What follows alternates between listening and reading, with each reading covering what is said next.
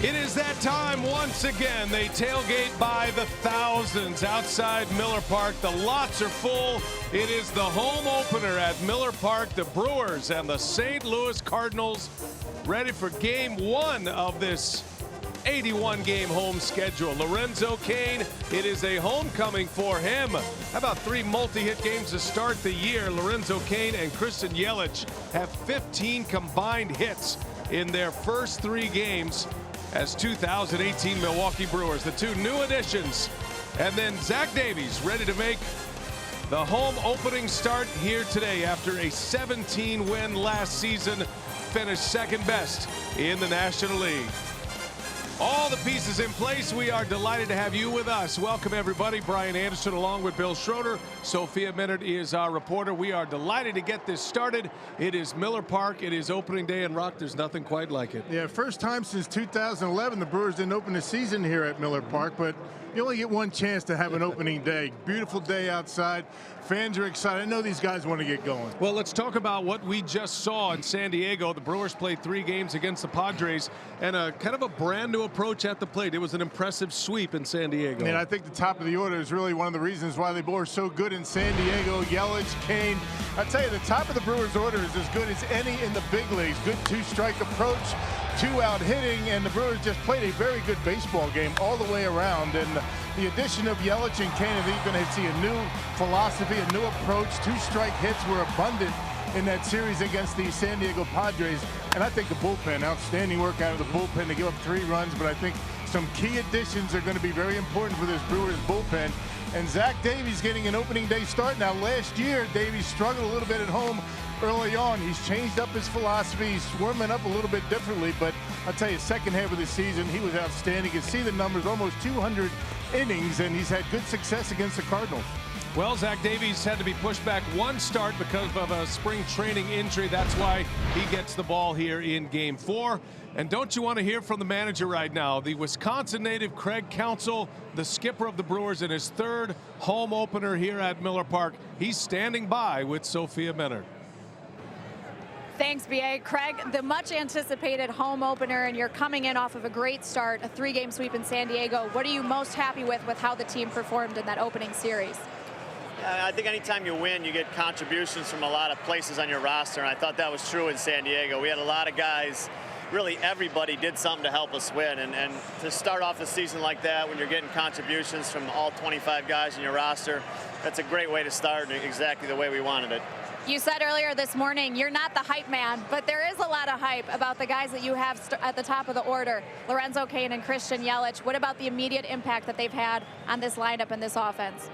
Yeah, I mean, they couldn't have got off to a better start. I mean, they're on base 9 times on Saturday afternoon, so you know that's what we're looking for from the top of their lineup. They're going to be huge run scorers, huge run producers for us, and you know, going through it like that, I think it makes it really tough on the other team. That's exactly what we want. You've been through this as a Brewer. You've been through this as a manager. What are your emotions as you get ready to see the team take the field in front of the home fans? Yeah, look, this is a great day, man. This is a fun day. It's you know, you say it's just another game, but then you get into it and you know it's not. It's not just another game. So opening day special, it always will be, and you know, I think especially here in Milwaukee. Thanks, Craig, for the time. B.A., back up to you. All right, Sophia, thank you. And thanks to Craig Counsell, the Whitefish Bay native, managing his hometown team. The baseball season, Milwaukee style, starts next. We got the lineups and first pitch coming your way.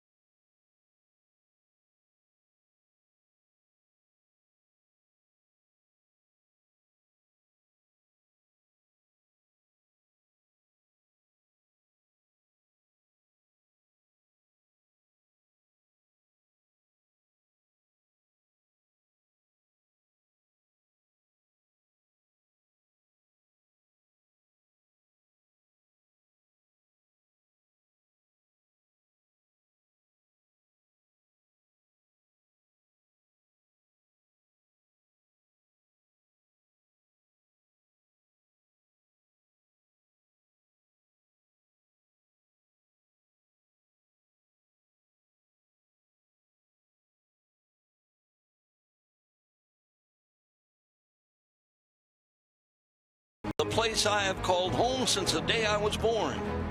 A city with a rich baseball history that has showcased some of the game's elite. It's where the Hammer got his start, and also where he finished. In between, he became the home run king. There's a new home run champion of all time, and it's Henry Aaron. An MVP who for 20 years was known as the Kid. Swings, and there it is! He's got it, 3,000 for Robin. And an igniter who could bring this town to its feet. It's this one hard in the gap to right center field. That's going to be number 36 for Maunder. And the place goes crazy. This city has been home to moments that will be remembered forever. From winning their first pennant. It's over! It is absolute pandemonium! To playoff clinches. This is hit well! And it's gone! Right in front! To dramatic finishes in the postseason. The Brewers are moving on a base hit by Nigel Morgan! But even with Hall of Fame players and historic moments, the Brewers are still missing the most important part, a championship. That's where this new Cruise chapter begins, a team filled with emerging aces and electric arms. Knebel strikes out the side. Powerful bats and clutch performers. That one at the fence and gone! And Milwaukee has walked it off!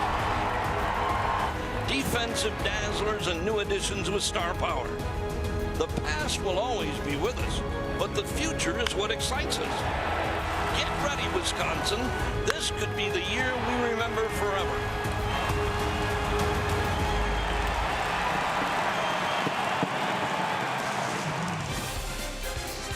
And our thanks to the great Bob Uecker, Mr. Baseball, providing the sounds and the narration to get us started here at Miller Park. 38 degrees outside, sun shining, no problem. Roof is closed inside, and we're ready for baseball. And Zach Davies and the Brewers hit the field in their home whites. Special place, folks. Miller Park, a special place. Mike Matheny, the former Brewer, brings his Cardinals to town. They did win yesterday. They beat the Mets, able to salvage the final game in that series. This is year number 7 for Mike Matheny at the helm of the St. Louis Cardinals. Now, they've missed the playoffs the last 2 years, so Matheny knows this is an important season in St. Louis if he wants to remain their skipper. As we take a look at Matheny's Potawatomi batting order. Dexter Fowler will lead off, still hitless on the year. Tommy Pham, and then Matt Carpenter. Carpenter at second base. Marcelo Zuna, Jose Martinez, and Yadier Molina in the middle of the order, with Paul DeJong, who hit 2 homers yesterday, Jed Jerko, and then Miles Michaelis on the mound for St. Louis. That's the Potawatomi Cardinals batting order that will face Zach Davies. Rock? Yeah, Zach coming off a tremendous season a year ago, 17-9, a 390 earned run average, and had a terrific second half of the season. He's 2-0 career in 6 starts against the Cardinals, getting his first ever opening day nod here at Miller Park. He had a really good second half to his spring training, really had good command. Let's check out the Brewers as they line up defense. They got Braun out in left, his first start out there in the left field. He's playing first base in San Diego. Kane Yelich rounds out the outfield. Got Travis Shaw, Arcia, VR up the middle. Eric Thames at first base, and Manny Pena hanging the signs for Davies this afternoon. 4-man umpiring crew in place, calling the balls and strikes this afternoon for the Brewers home opener is James Hoy. Jeff Kellogg is the crew chief. He's over at first base, and then Chris Segal and Marvin Hudson round out the 4-man umpiring crew, and their boss Joe Torre is in the building this afternoon. We're ready to play ball. Zach Davies against Dexter Fowler. It is strike 1, and away we go. Brewers are going to see the Cardinals 6 times in the first 10 days of the schedule. Brewers will have a series in St. Louis to start next week as Davies jumps ahead 0-2. Fowler starting the year 0 for 13 with 6 strikeouts as he fouls one away. Tough to get a read on this Cardinal ball club, Rock. They're a bit of a work in progress. They do have some pieces in place, especially in the closer's role. They just signed Greg Holland, but it is unlikely the Brewers are going to see Greg Holland certainly in this series, and might not see him in that series in St. Louis, as Fowler sends one high in the air to right. Yelich is out there today, and he's got it. And that's the way the ball game begins for Zach Davies. Yeah, Holland's probably going to be in the minor leagues and start a process to get ready. Brewers might see him on the first road trip in St. Louis, but you know, Cardinals really didn't hit all that well in their first series. They started to swing the bats a little bit better their last game in New York. Tommy Pham hitting second in this lineup today for Matheny, coming off a 2020 season last year, 20 steals, 20 homers. Hadn't been a Cardinal do that since 2004 with Reggie Sanders. It's a breakout year for Pham. This Cardinal ball club, you figure, is going to hit. They're trying to get their pitching organized. They have a lot of talented arms and young arms coming through their system right now. One missing piece is Adam Wainwright, who injured his hamstring in spring training. He did throw a side session today, and he is making a bid to start the home opener for the Cardinals, which will be on Thursday. Brewers will not see Wainwright in this series. Yeah, but you figure, you know, the Cardinals always find a way to stick around and hang around in the race, and always a team that might be looking to make a deal at the trading deadline. But you're right. I mean, the offense should be pretty good. The top of their order is looking pretty good. Pham in the air in the outfield. Lorenzo Cain is there. And Yelich and Cain fittingly get the first two opportunities defensively to start play today. Now the Pizza Ranch for the win with Zach. It's all about location for Zach. That two-seam fastball, the comeback sinker, the curveball was a really good pitch for him in Arizona. He's got to be consistent with that pitch. That really sets everything up. The changeup, fastballs, and he's got to turn things around at home. He really struggled at home. Outstanding work on the road, but had a difficult time last year at Miller Park. Zach's ERA at home was 5.82. His road ERA was 2.04 last year. Normally those splits, you don't read much into them, but that's a significant gap between home and road ERA. The largest gap, as a matter of fact, in the major leagues. A 3.78 run difference between home and road as he faces Matt Carpenter with 2 away in the first inning. Well, he's changed his pregame workout schedule. The way he gets loose before the game, starts a little bit early, gets in the dugout earlier like he would on the road, so maybe that's going to change things. Carpenter takes a ball. 3-0 the count. Matt Carpenter playing second base today. He can play first. You can see him at third base. He's been moving around a little bit as Carpenter takes a strike. Carpenter's been a tough matchup for Zach Davies through the years.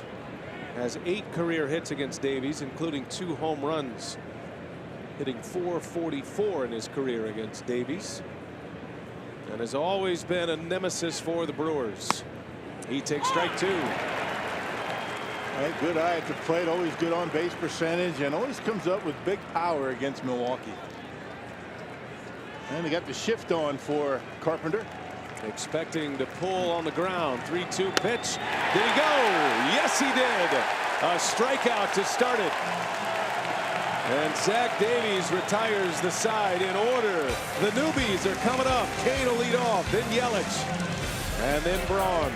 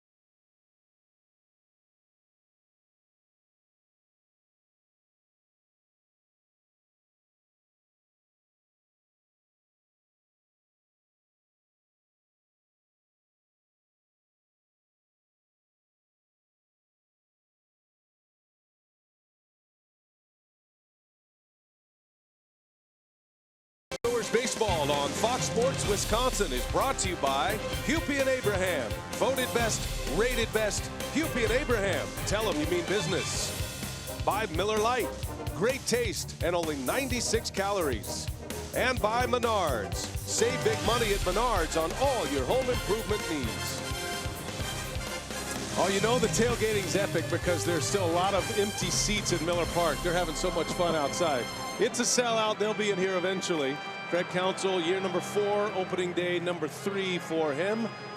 And the Brewers starting the season 3-0. The Potawatomi batting order with Kane, Yelich, and Braun. Shaw, Thames, and Pena make up the middle with Villar, Arcia, and Davies.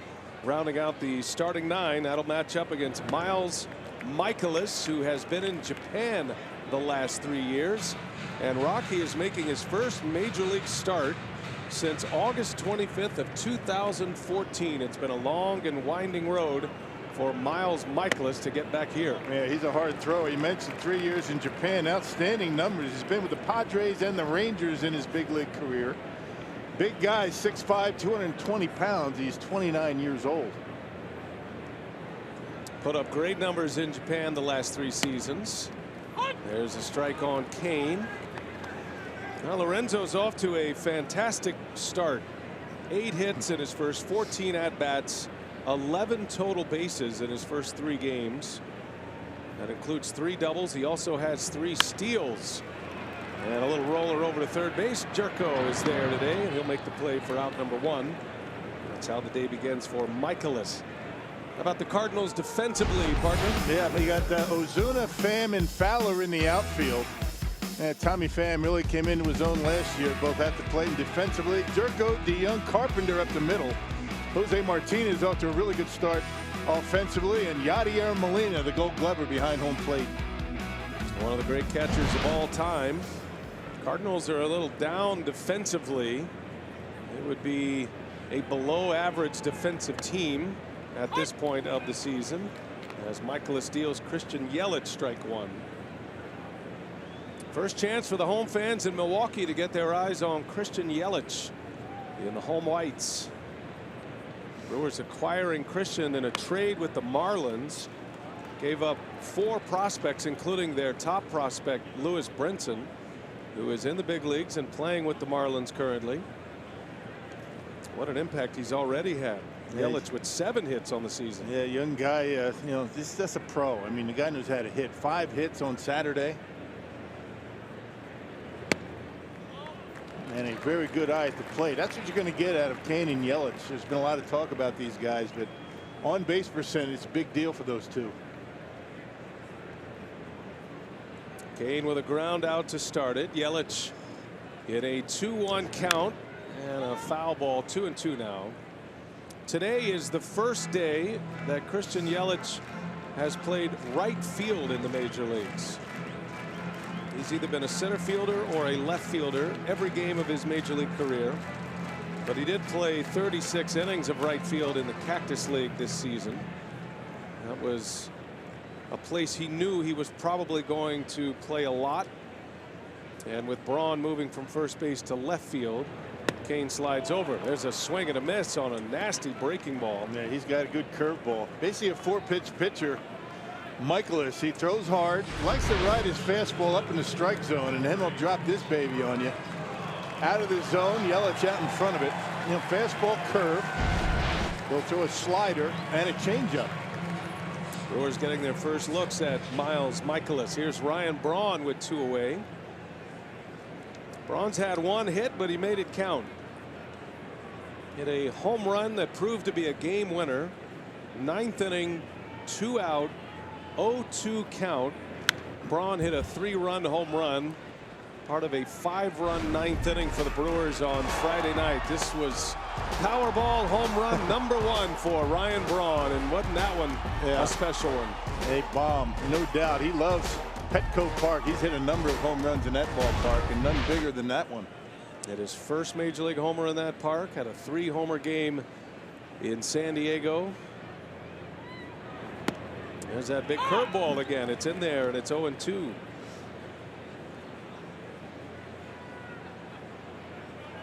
Braun said he was glad he hit that home run. He was starting to think he might go 0 for the season. I think we're all glad he hit that home run. Couldn't come at a better time, down by a run. Brewers had 4 hits in that inning, and 3 of them coming on 2 strikes. I mean, that's one of the things that we've noticed already this year. Spring training and in San Diego, 2-strike approach. So far, it's been much better. Brewers feel like they're going to have a lineup that strikes out a lot fewer than last year as Braun gets jammed and a little fly ball out to Fowler, and that will retire the side. So a good start for both pitchers, Michaelis and Davies, and we're off and running. It's the home opener. Beautiful Miller Park, Milwaukee.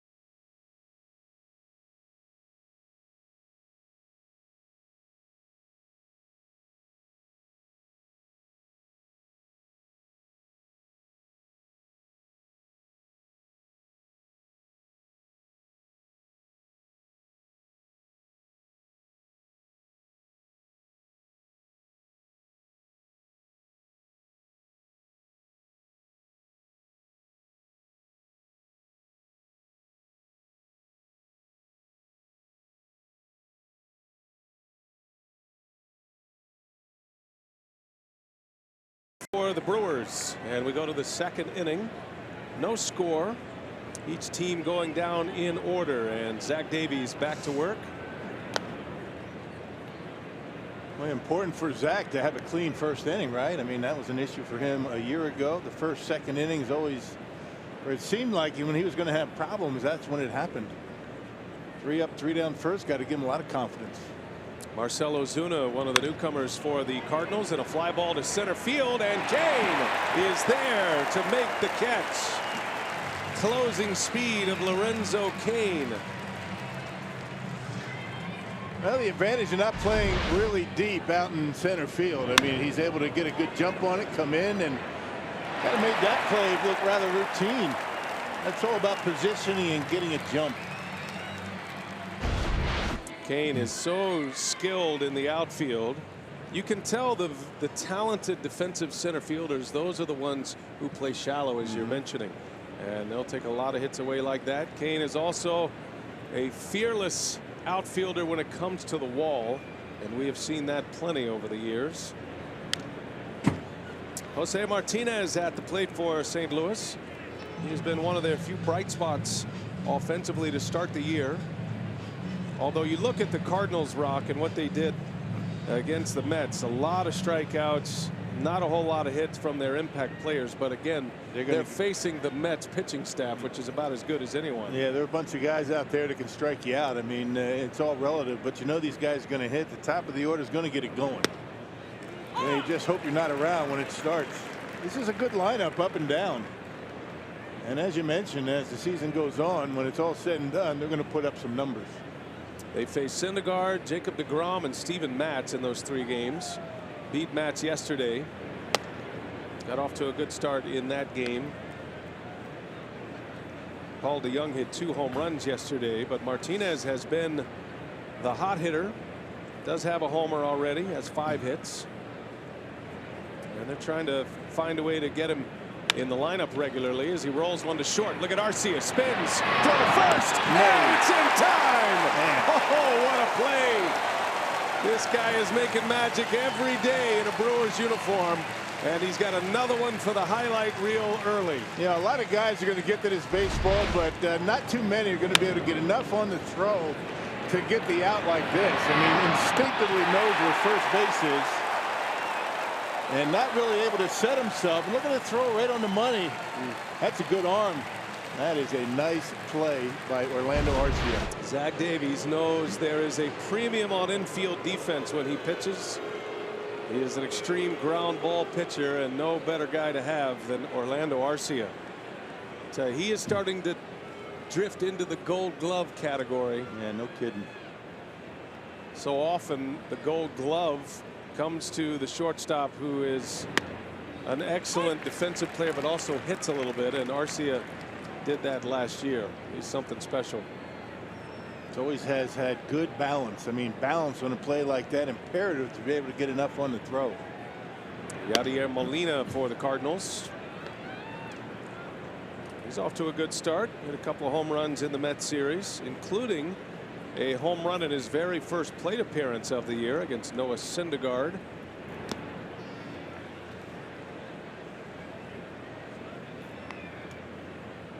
It's kind of interesting the way the Brewers have him lined up. They have him shifted around. Kane is on the right field side of second base, but pretty much straight away in the infield. He's a very good opposite field hitter.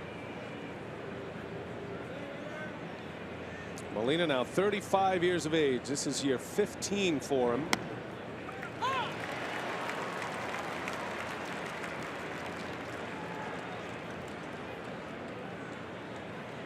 And Molina didn't like that call. Having a chat with James Hoy behind home plate. And down he goes.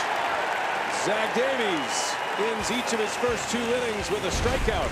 But how about the Brewers defensively? Upgraded. First Kane, and then Arcia with a gem. We are scoreless. Brewers coming up, bottom second.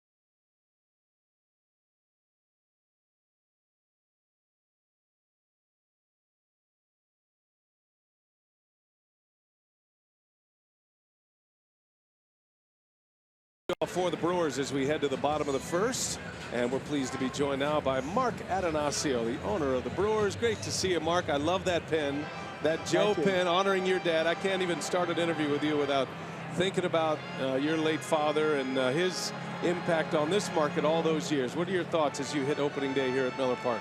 Yeah, I just said to Debbie that you know, my dad, you know, would have loved if you were here to have that scene with his, you know, grandchildren singing and a great grandson on the field. And Debbie said to me, you know, he's here, so I can feel his presence. And you know, Joe Torre's sitting across the aisle from me, and he had the same emotion for me, where he said, the father's here because he's in your heart. So God bless Joe. Yeah, well put. Well put. What are your thoughts as you come into yet another opener as the Brewers owner? You see a packed ballpark, and this year the expectations that come with this ball club that you've helped assemble as Shaw bounces to first. What's going through your mind today, Mark? It's interesting, the 14th opening day for me. By the way, Bob Uecker, I don't want to out Bob, but Bob, something you noted, 63 for him. Wow, 63. But 14 for me, and everyone is different. Haven't had one where we came home from a road trip 3-0, and and with expectancy this year. I think we did win 3 games on the road in 05, but everything was a blur that year for me. So it's really fun. I mean, I continue to try to remind myself, so I hope this ball falls, which it does, that this is supposed to be fun, and sure is fun right now. Yeah, kind of a crazy day, Mark, back in January when you guys pulled off, getting Lorenzo Cain and Yelich. Your thoughts and how that process all came about? Rock, it was amusing because that week Tyler Barnes, who among his many hats, in fact, when we were on the field before, Tyler was getting a text message right before the anthem from the architect from Maryville. Is everything going all right? I hope so. I think today was the actual demolition day. I know we had a ceremonial demolition day, but today was the actual one. So I hope so. But it gives me talking points, and all the talking points surrounded, we had all these expectations, and we haven't done anything this offseason, and here's why. And I kept saying to Tyler, why don't, we got a few days before the fan event on Saturday or Sunday, excuse me, and it's like a Wednesday. Let's just see how this all goes. Because I obviously knew the 2 transactions were in process. Here's Eric Dames. That's hit well. Back is Osuna at the track. He'll make the catch. Out number 2. Go ahead, Mark. And sure enough, they came together on the same day. So that was obviously really fun. David Stearns talked about in the, because I had asked him, hey, do you choose one or the other now that they both look like they'd happen? And he said the fact that, it makes him, the fact that we could get either makes him want to have both, because clearly it's a better team with both those guys, and we've certainly seen that, the start of the season here. Now, your impressions of your ball club. It seems like these guys, we were talking last year about, guys that are getting their first opportunity to be in the big leagues and play every day, but it looked like it was a different mentality for these guys. They're no longer just glad to be in the big leagues. It seems like they have a focus this year. Well, this group of guys actually, because of the way we've developed the young players, they all started, well, last year was the first real spring training together. They actually were together the year before that. Manny Pena sends one deep to right center. She's gone. And the first run of the year at Miller Park will send Bernie on his slide as Manny Pena, the Pineapple Express, delivers.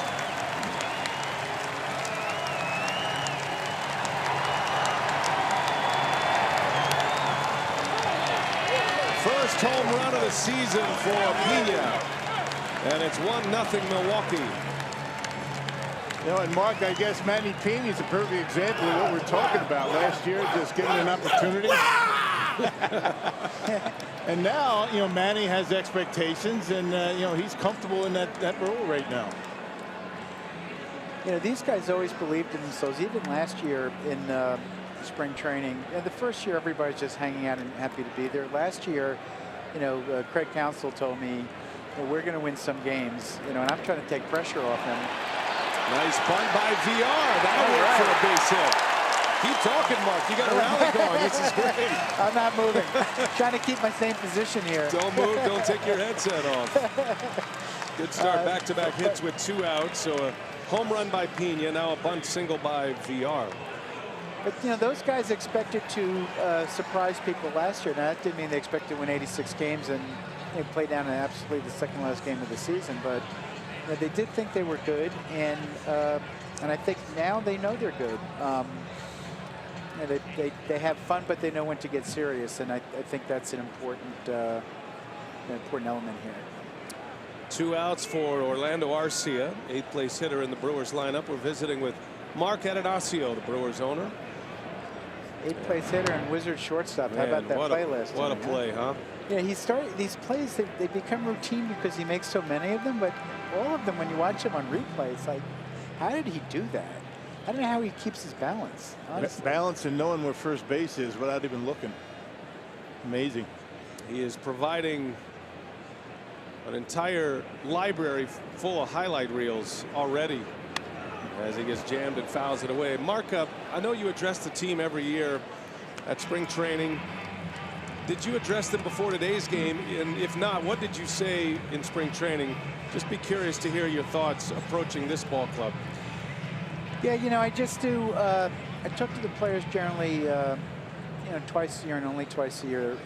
You know, once at the very first day of spring training, once before the last series, which is usually on the road. This year, it's actually at home against the Tigers, I think. Because they, you know, they don't. Some of these guys, including the guy at bat, is younger than my 2 sons, so they don't want to hear from some.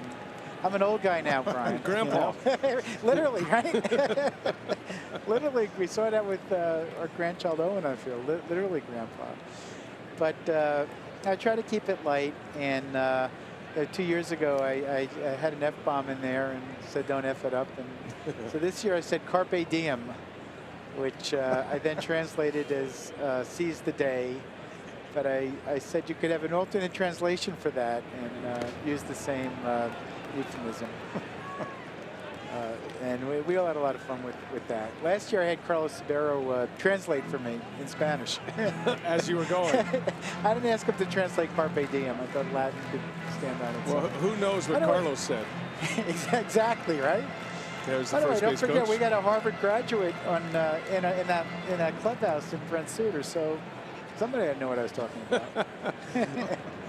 It's good to hear. I know these players enjoy that connection with you, and that's probably the best way to describe this team is connected this year. Not just with the players, but it really does feel connected between you, General Manager David Stearns, and Craig Counsell, the skipper. Yeah, I talked in the pregame interviews on that because we talked a lot about David and his staff. How Craig is part of all these decisions. David obviously makes the final decision, but Craig has input on all of them. And I think among the three of us, a very good working relationship and very, very good communication among the three of us.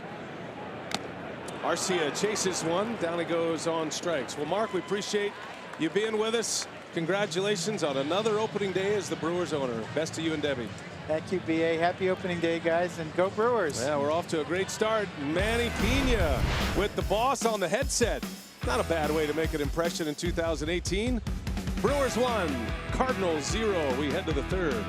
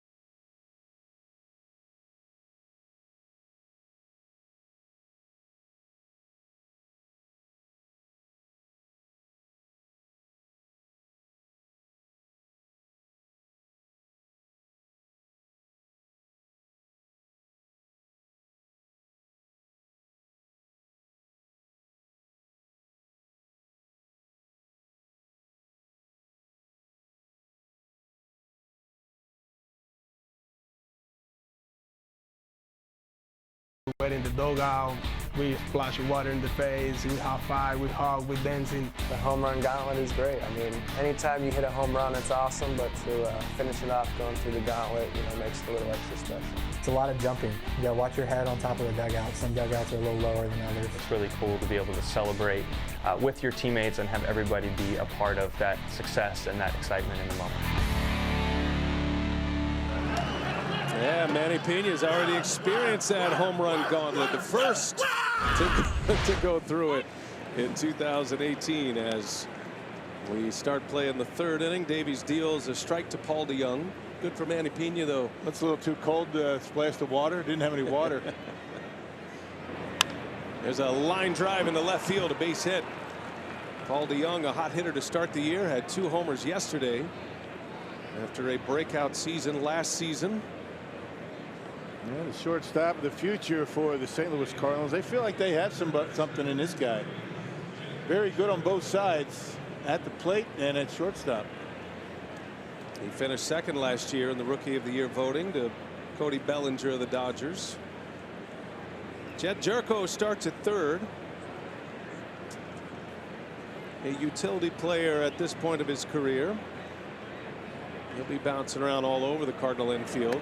And the Cardinals, like the Brewers, have a number of players who can play the shortstop position, including Jerko.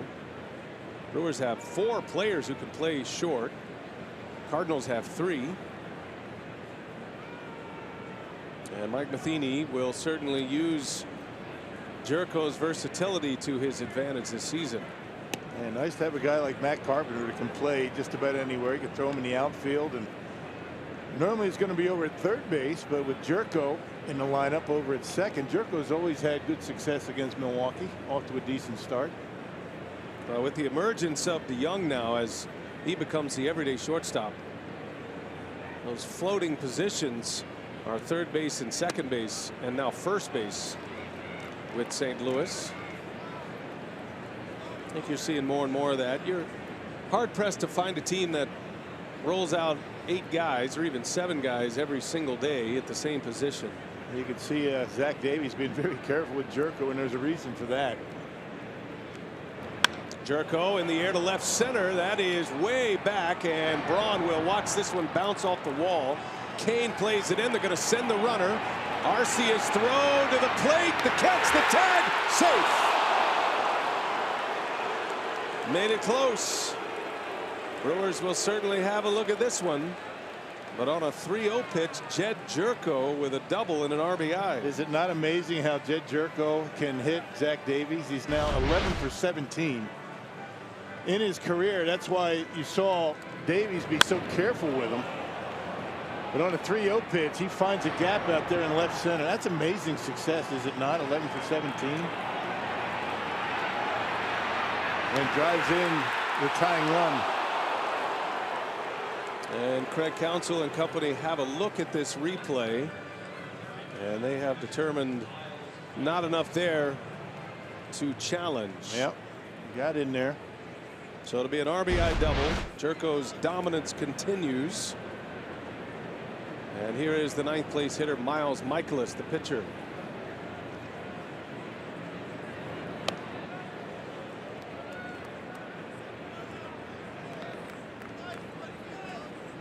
When Michaelis was pitching in the major leagues first time around, his last start was with the Texas Rangers. He had spent some time in the American League. Came up with the Padres as a reliever. Rangers turned him into a starter. Pops the bunt up right to Shaw. Point being, I'm not imagining that Miles Michaelis has hit much in a long time. And probably hadn't bunted a whole lot either, right? Popped it up, and that's exactly what Davies needed there. Has one career sacrifice bunt, which he had in 2014, and they used the designated hitter in Japan. So that's an easy out on a foul pop. 1 away in the inning. Jerko remains at second, and now back to the top of the order in Dexter Fowler.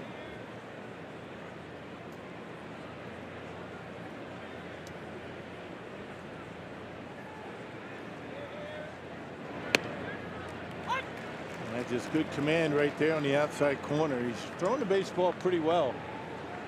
Been a lot of fastballs first time through. Not afraid to come inside every now and again.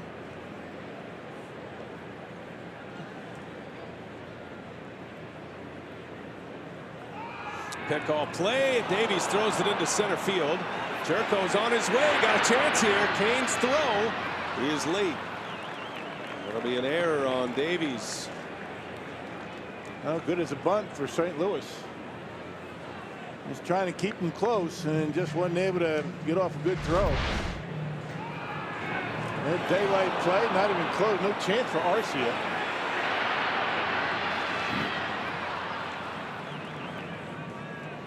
Spiked it right in the dirt.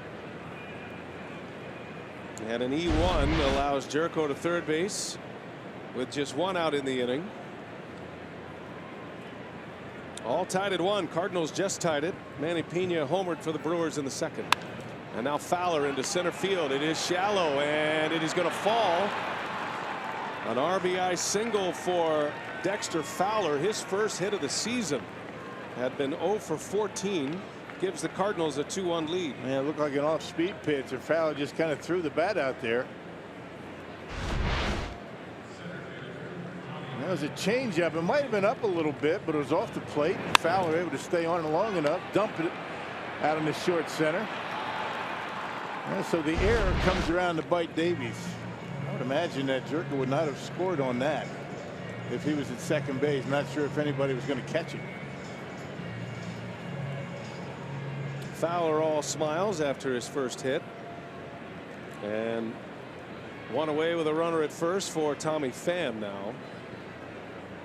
2-1 St. Louis back on top with 2 runs in. Pham with a swing and a foul.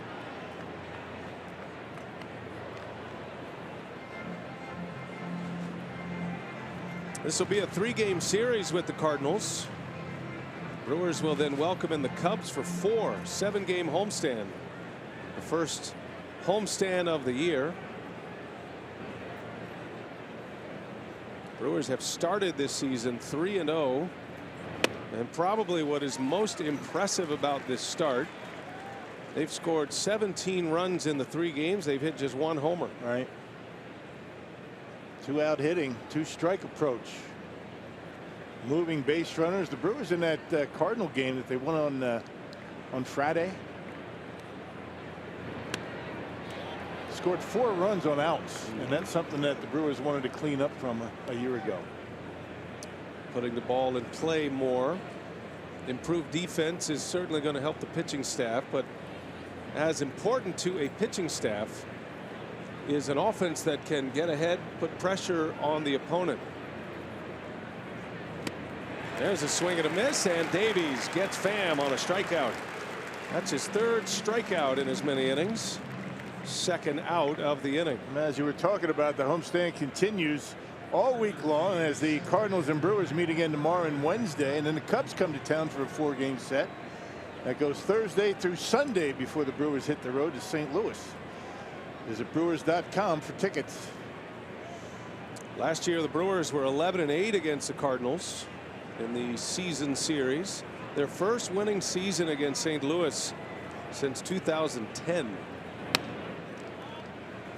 Cardinals have been one of the dominant teams in the National League Central Division, but they've missed the postseason the last 2 years. Cubs winning the division the last 2 years. Shift is on for Matt Carpenter.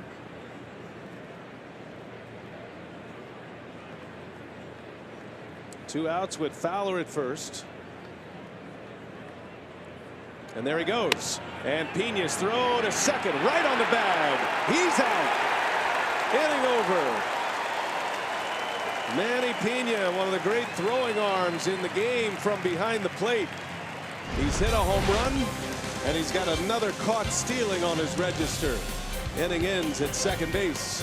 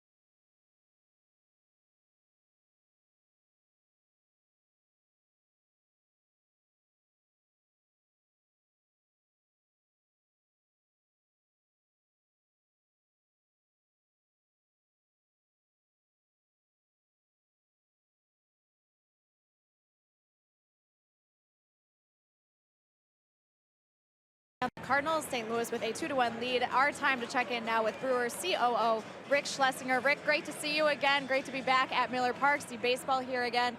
And there's a lot of excitement around this team as we open up this season. Ticket sales certainly reflect that as well. Yeah, we're up 20% from this time last year, 45,000 in the house. We got a good crowd coming in for the rest of the series. Cubs here this weekend. Tickets available for some of the games, but we expect a couple of sellouts along the way.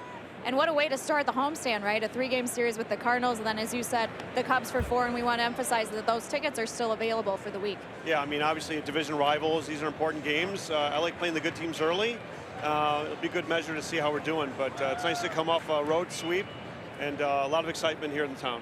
All right, thanks, Rick, for your time. BA and Rock, back up to you. All right, Sophia, thank you. Thanks to Rick Schlesinger. He and his team continue to excel as Davies takes a called strike 3. Third strikeout for Miles Michaelis. Always good to see Rick smiling with ticket sales going well. He's got a big smile on his face. Yeah, the burden of expectation certainly carries a lot of weight with it. Brewers are willing to accept that, but it's going to be a lot of fun around here at Miller Park. If you haven't secured your tickets yet, you should think about doing that ASAP.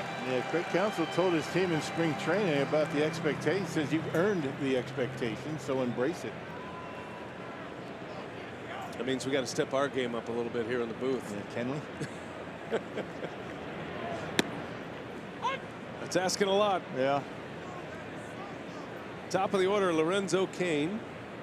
Here's a guy that looks very comfortable in a Brewers uniform. Came up as a Brewer, was drafted by Milwaukee, and Cain sends one deep into left center. That's going to fly out of here. A long home run. And Lorenzo Cain has tied it. What a start to the season for Lorenzo Cain. That's already his 9th hit of the year.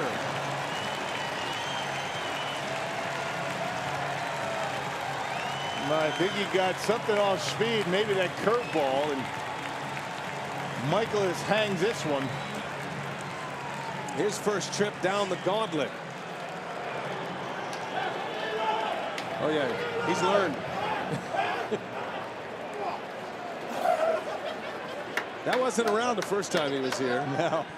Still needs some work to do, I think. There's a big swing by Yelich. You gotta take it easy on the 30-plus guys. You just can't be, you know, Manny Pena. I think Manny does the best job going to the gauntlet. He finally finishes it off with the camera shot. Yeah, you really have to play to the camera in that. Absolutely. Eric Thames is pretty top shelf himself. You're right. Very theatric. Well, Lorenzo's hoping he'll have a lot of opportunities to go down that gauntlet. 2-2 game on Cain's first home run of the season.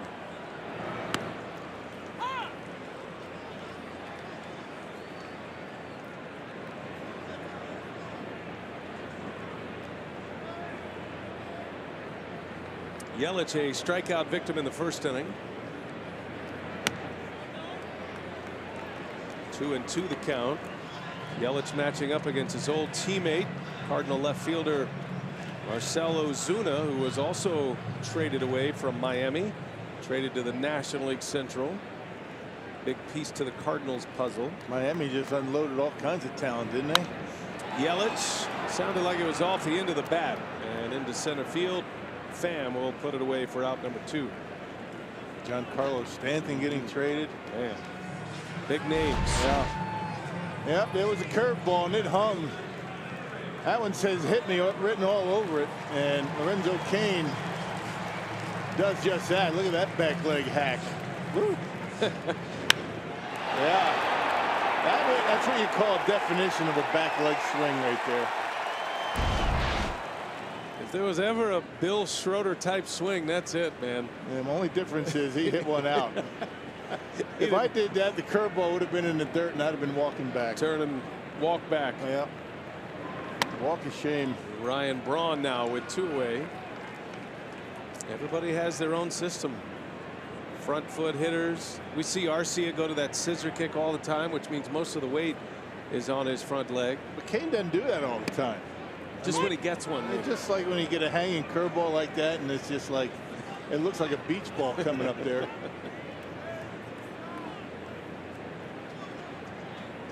Miles Michaelis 2 outs, and Braun takes a strike. 1-2 now.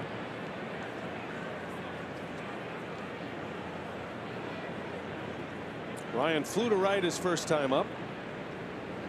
1 for 9 to start the year. Has a couple of walks. I saw Ryan before the game. Opening day can be a little bit unusual for these players. Gets them a little bit out of their routine with all the pomp and circumstance. They love it, but it's different. But Ryan was, I don't know, Rock, soaking it all in. Yeah. I think more than normal. Yeah. He's usually got his game face on, but so happy the way the team has started this year. He loves the makeup of the ball club. There's a called strike 3, and Braun is rung up to end the inning. 2 more Ks for Michaelis, but Lorenzo Cain with his first Brewers home run. And it's 2-2.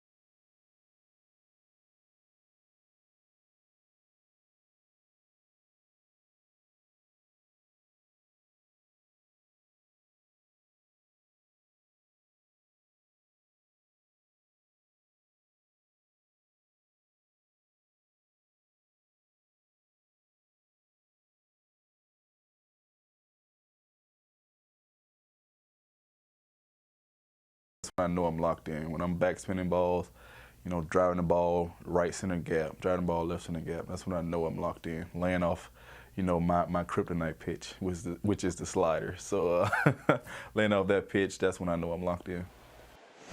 Boy, he is locked in to start this season. Lorenzo Cain with a solo home run to tie the game at 2. His first home run this year.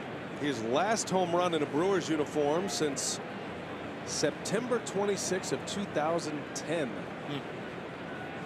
It was interesting watching Lorenzo all spring, and he was just, you know, staying on the ball, letting the ball travel. He got jammed a lot, although he was finding, you know, the outfield grass with it. You know, his numbers were very good, but you know, ever since the season began, everything's been barreled up. I mean, it's all about staying on the ball, seeing it. He was letting the ball get in on him, and now all of a sudden seeing it very well, laying off that kryptonite pitch. And driving the ball. He's hitting the ball hard, pulling the ball a lot. Didn't do much of that in spring either. Leading the National League in hits with 9 already. Carpenter takes a strike, and it's 2-2 on the Cardinals' second baseman today, Matt Carpenter. Davies struck him out in the first inning. Got him on a little half swing. He tied him up, and the 2-2 is in there. The comeback sinker for Zach Davies. Well, he is just carving up that outside corner and inside corner, coming inside that time on Carpenter. Got him away the first time up. 90 miles an hour in on his hands, and he watches it. He was looking away, maybe something off speed, and that 2-seamer, not big sink on it, but it's got some good tail to it, coming back and catching the edge. Manny Pena makes it look good too. 4 strikeouts now for Davies. Here is Ozuna, and he slaps one. Got a lot of spin on it. Wow, nice play VR to make the play for the out. That one had a wicked hop. Yeah, it came back to him, almost overran it. Able to adjust.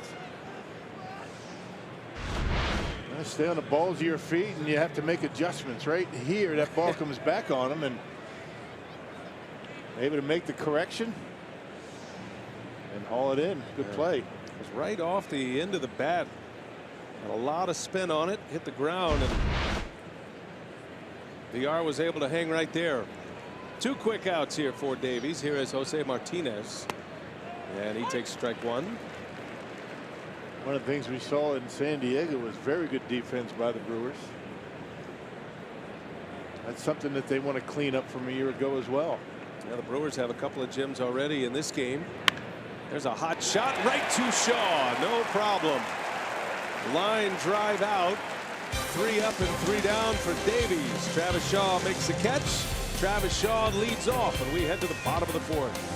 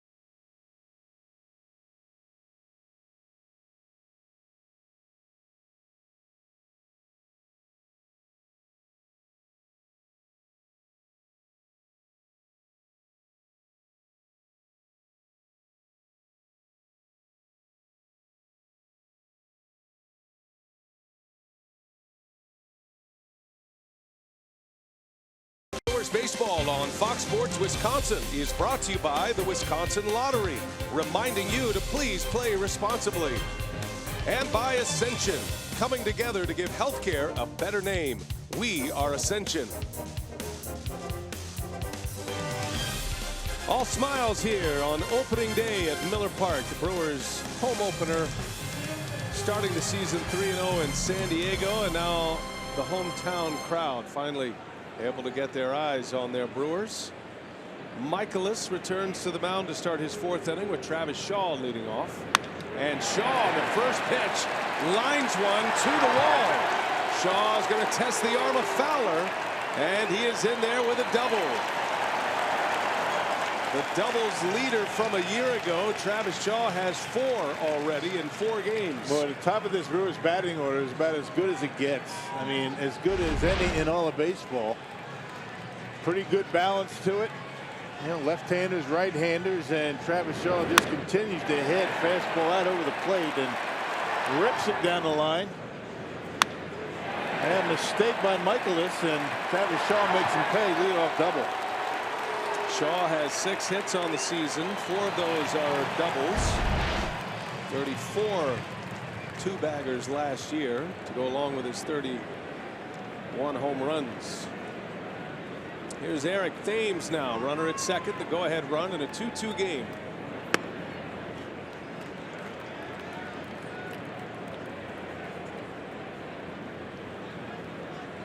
Thames flew out to deep left field his last time up. Hit one into left center, run down by Ozuna.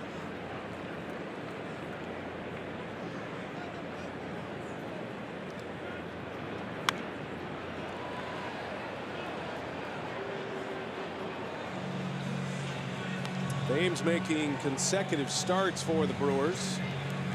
Gets a call at first base. Santana's the one who sits. There's always going to be a very talented major league hitter who's on the Brewers bench each and every day. And it's going to be Thames, at least for now, against all right-handers. Ryan Braun against the lefties at first.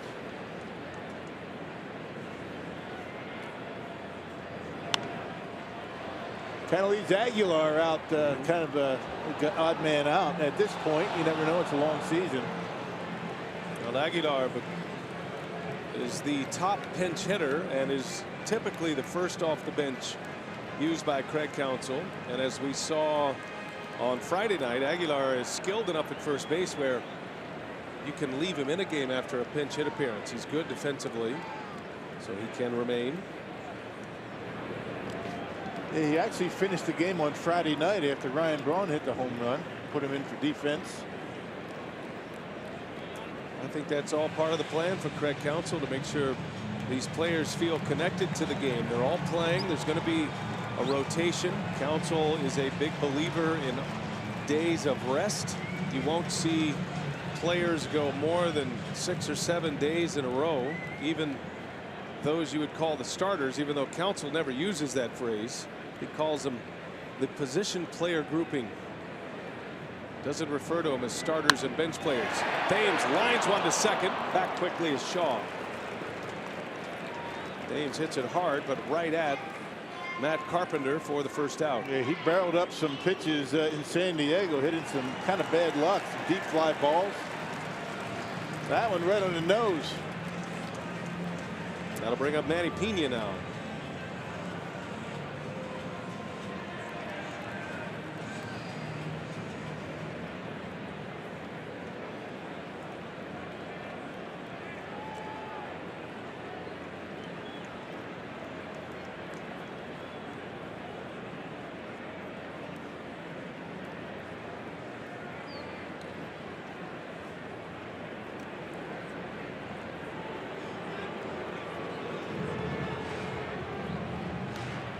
Pena with his first homer of the season. He is the third Brewer catcher to homer on opening day, joining Eddie Perez, who did it against the Cardinals, and Dave Nilsson, who did it against the Cardinals. Nilsson hit one in St. Louis in 1999. Eddie Perez hit one in 2003 in St. Louis. So Manny Pena is the first Brewer catcher to homer at home at Miller Park on opening day.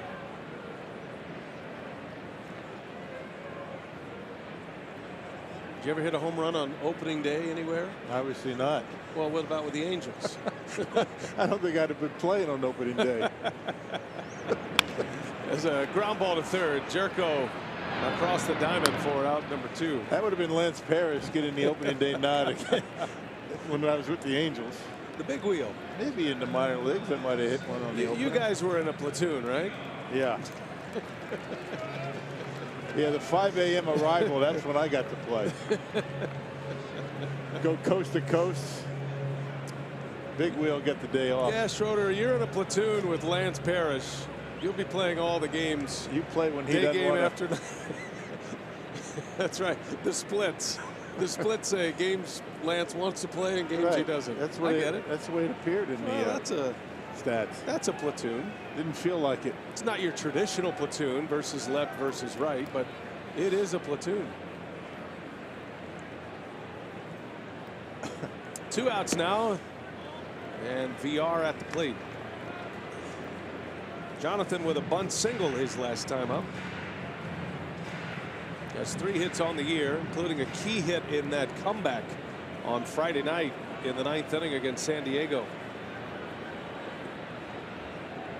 He had one of the 4 2-strike hits in that comeback. Although it really hasn't been said, but I think the Brewers are really banking on Jonathan VR having a bounce back season so we can hold down that second base spot.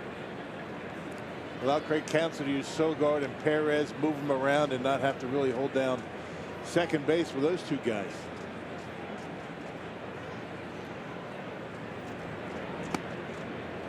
Well, VR did a lot of work this offseason trying to improve his plate discipline. He watched a lot of video late in the season last season of Joey Votto.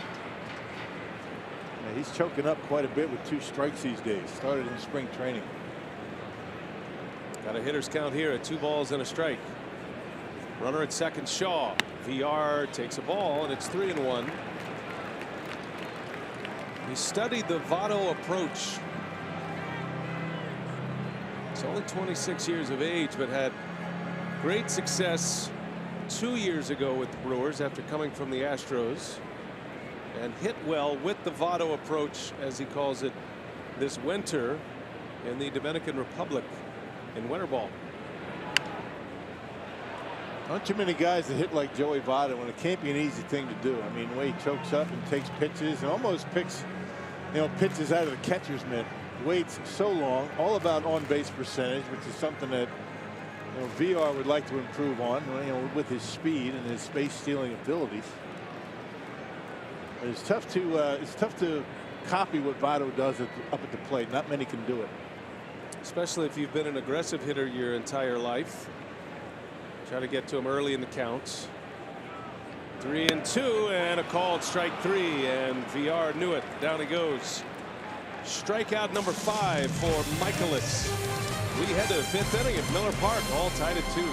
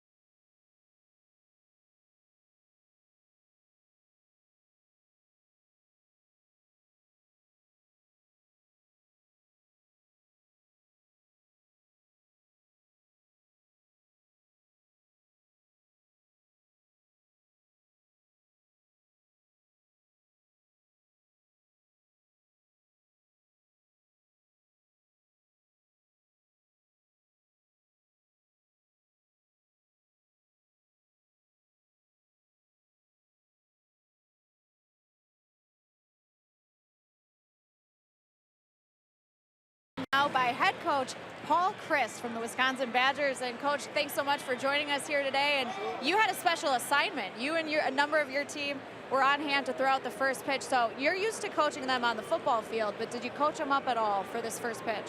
I made sure to stay out of Troy's way on this. See, they came out early and they were trying to figure out if they're going to go rock, paper, scissors to see who threw it. But then Foom did a nice job of warming up, so it was good. But what a great day and experience for all of us, and appreciate all the Brewers did. And it's great to be here on opening day. We're just kicking off our season, but looking back, a phenomenal season for the Wisconsin football team, a 13-1 record, the Orange Bowl victory. What are you most proud of what your team did last year? Well, certainly proud of what they have accomplished, but I loved how they did it. And that's the best part of my job is being around these players and the coaches that I get to do this with. And so was proud of not only what they did, but how they did it. And now we got a chance to kind of restart and see what we can do this year. And working with Matt LePay isn't too bad either, is it? Matt's one of the best. He's special. Now we've got spring football going on. You've got the spring football game coming up April 13th as well. Just how much are you looking forward to ramping up your season? I love it, and this is a great time for us. Spring football, we get an opportunity to work with the players. You're not getting ready for a game, even though we do play the spring game, and so it's a chance for a lot of players to grow, and so it's a great time of the year for us. All right, well, thanks so much, Coach Chryst, for joining us. Best of luck to you this spring and in the fall as well. All right, thanks, appreciate it. BA and Rock, back up to you. All right, nicely done, Sophia. Thanks to Coach Chryst. Good to have him here. By the way, I haven't officially congratulated Sophia on great honor to her family. Speaking of football, her dad, Al, was inducted into the Wisconsin Football Coaches Association Hall of Fame. He's a legend, right? That was just a few weeks ago, and I know Paul Chryst and Al Minard are very well connected. It was a backhanded play by Arcia to take care of Molina. So you got a couple of football minds there in Sophia and Coach Chris. Great to have those guys here before the game today. Man, what a terrific season the Badgers had. Did you get to any games this year? I did not make a Badger football game. Saw a number of basketball games. I was Matt LePay's guest at the Madison or the Michigan game. Oh, really? Yeah, got to go up there in the funny. booth, watch him work. I was wondering about that invitation. When was that? Because I was home a lot, you know. Actually, he gave me 4 tickets, and is that right? Yeah. I just figured you were busy, Interesting. man. Well, you know, I mean, maybe I should check the mail a little more often. We kid, of course. I was able to get up there and watch, Matt do a football game with Mike Lucas. Those two make a great team. Yeah. Matt's here with us today. I don't know why he's here today, but he's here. He's checking out a little opening day baseball, eating all the food. Better him than us. Always great to see the great voice of the Badgers. My job share partner, Matt LePay. He'll be taking over next week when the Brewers head to New York to play the Mets.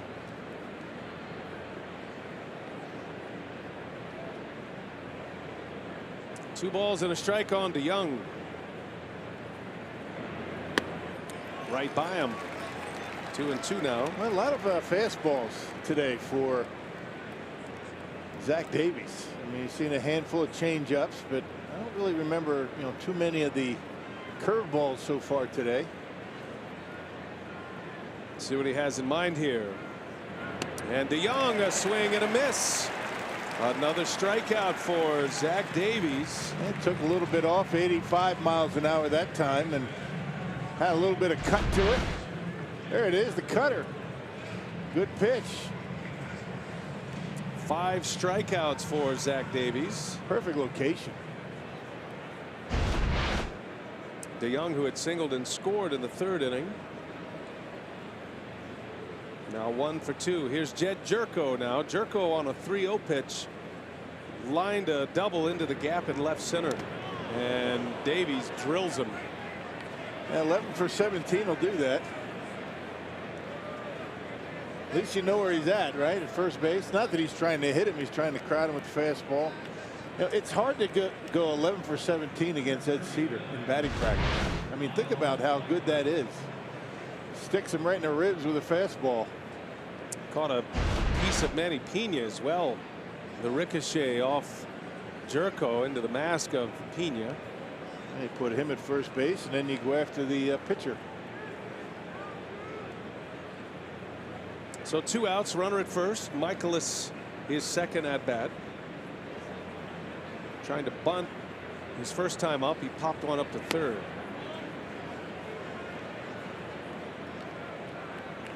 Miles Michaelis, after 3 years in Japan. Not an easy thing to step in and face big league pitching. He's a big dude. Just don't let him get a hold of one. He's 6'5", 220 pounds.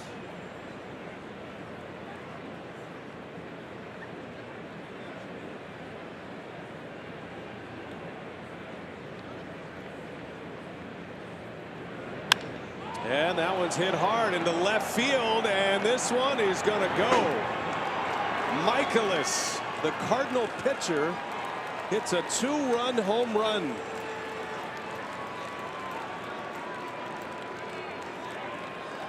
Now that's a killer right there. I mean, here's a guy that, as you said, I mean, anybody with a bat in their hand, and particularly a big guy like that, you put it in a certain spot. I mean, anybody can ride one out of here. No sooner did I get it out of my mouth that he puts a cutter on the inner half of the plate, and he drives it out of here. Bad location, and Michael is able to knock it out of here. Well, he had some at-bats in Japan. Actually homered in Japan each of the last 2 years. And hits a 2-run blast here to give the Cardinals a 4-2 lead. First career major league hit. Matter of fact, his first professional hit outside of Japan. Never had a hit in the minor leagues. coming up in the San Diego system and then the Rangers system.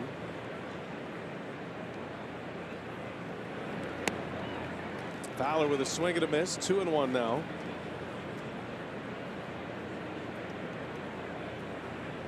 Very much changes the outlook for Zach Davies, whose spot is due up second in the bottom of the 5th inning.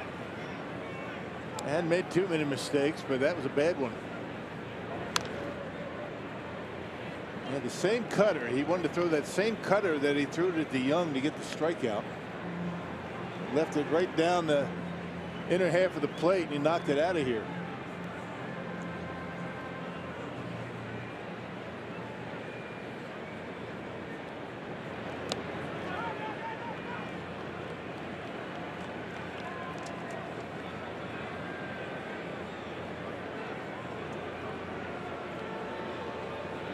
What a return to the major leagues for Miles Michaelis.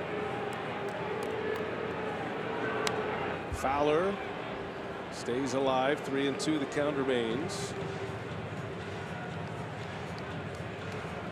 Cardinals got 2 in the 3rd, 2 more here in the 5th, and the bottom of the order is doing the damage. 3-2 pitch. Down he goes. Davies with a strikeout to end the inning. But Miles Michaelis in his return to the major leagues after 3 years in Japan, a 2-run homer, his first major league hit.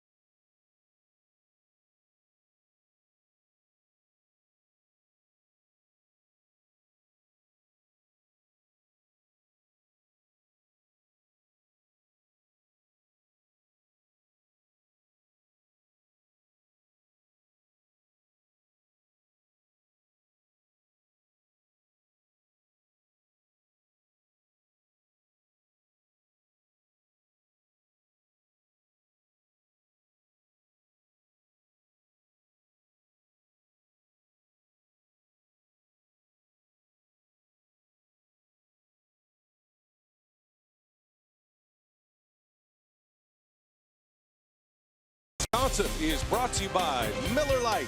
Great taste and only 96 calories. And by Toyota. Let's go places. 4-2 in front of a sellout crowd on opening day, the Brewers home opener. We head to the bottom of the 5th. Don't forget, you can guarantee your lower seats for the 2018 Bucks playoffs today with the purchase of a playoff strip. Visit foxsportswisconsin.com for details. Well, Miles Michaelis, the Cardinal pitcher, with a 2-run home run in the 5th inning, gives St. Louis the lead. Unexpected contribution offensively. Here's Arcia back up the middle. That's Carpenter, and he'll take care of Arcia for out number 1.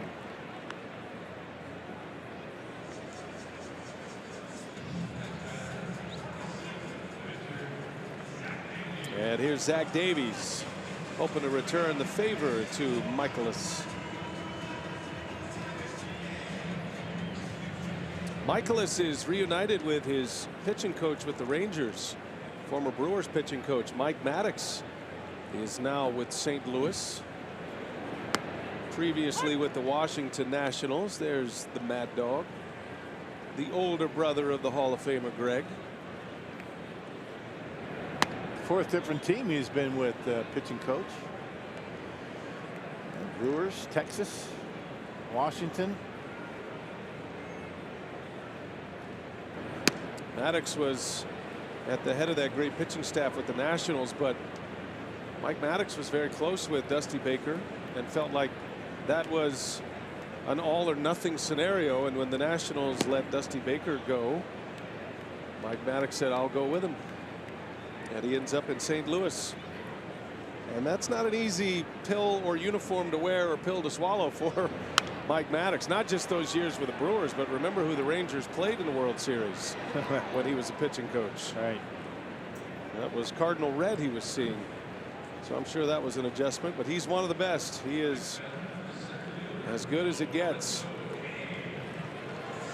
Well, let's check out today's time of the game. The Alpine Lanes in Muskego, if they call the Brewers, by 10 o'clock tomorrow. They get 40 tickets to a Friday night game in the Miller Lite Beer Pen. This offer courtesy of the Tavern League of Wisconsin and Miller Lite. I hear they have good ribs at Alpine Lanes. Is that right? Yeah, been there. Mark that down for next winter. I think you and I need to start up a winter caravan next year. They go to all the places that we do Tavern of the Game. There's 80 of them, right? 81? Yeah, I don't know. 160 something. We do one every night. Oh, is that right? I'm just kidding. You're right. 162 Oh, you're messing with me? No. Game 4 already? I turned that around quickly. Wow. For some reason, I was thinking it was only home games. Because normally Mike has good intel on our spots, our stats man. We're on our own. We're on a plank on the road. No, I text him. So where is that? Do they have good ribs in Texas? Oh, come on now. What kind of question is that? 2-2. Kane fouls it away. I thought we had a chance to get some of those Texas ribs, but we weren't on the trip to Houston. No. We weren't invited to that exhibition series against the Astros. Or else we would have. Plane was full. That's what I hear a lot. Yeah.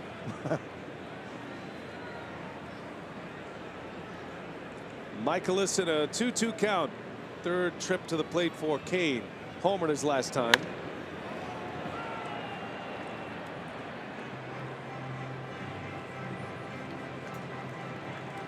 Brewers flew that plane home after the game Saturday. It was an early morning arrival on Easter Sunday, arriving about 3:30 in the morning.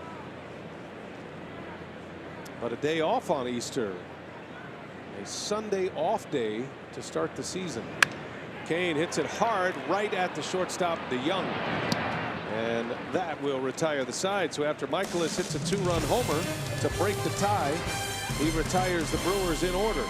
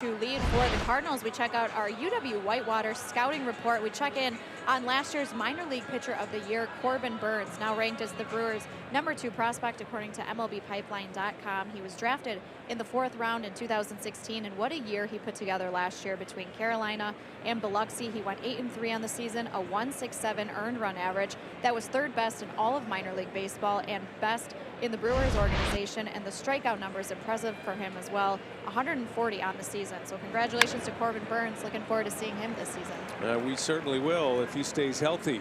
Thank you, Sophia. Tommy Pham starts the inning with a base hit. Clean single up the middle. And the Cardinals with a man on. We saw Corbin Burns this spring. I mean, electric the stuff it jumps off the page at you. Right. He's gonna have a nice major league career if he stays healthy, for sure. Saw some good young arms coming up through the minor league system in spring training. Lead man on here is Matt Carpenter. 0 for 2, couple of strikeouts against Davies. Shift is on. A little bit of a modified shift with the man at first. The Brewers have all the infielders on the dirt as opposed to VR out there in short right field. Makes for an awkward double play. Hey, you're 5 to 6 to 3 double play possibility. Davies hoping to give him a chance to turn 2. Trying to muscle his way through the 6th inning. Get into some trouble here. You'll probably see the bullpen get active 3rd time through the batting order. Craig Counsell is never afraid to pull the plug on a starter once you get into the 3rd time through the order, especially when you're down 4-2, right? Especially when you have a bullpen that has performed so well in the early going here. Brewers' pen was outstanding in San Diego. Ball and no strikes on Carpenter. 1-1.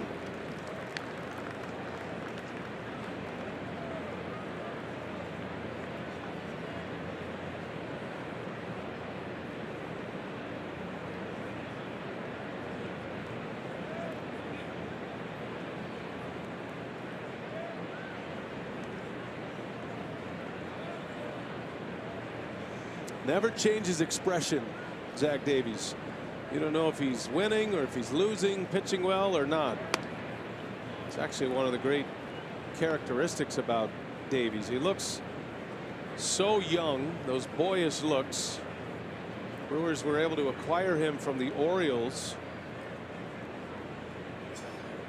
He's not going to blow you away with velocity, but he's one of those guys that you look up at the end of the day, you're 0 for 4. Figures out a way to get you out. Still having his troubles here at Miller Park.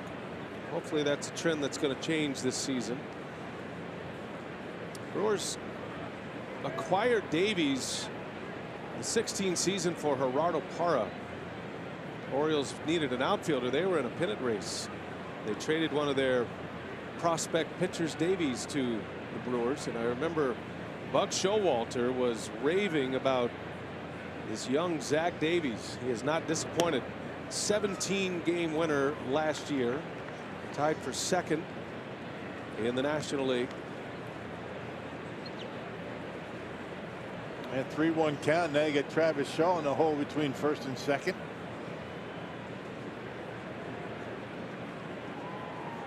More of a shift.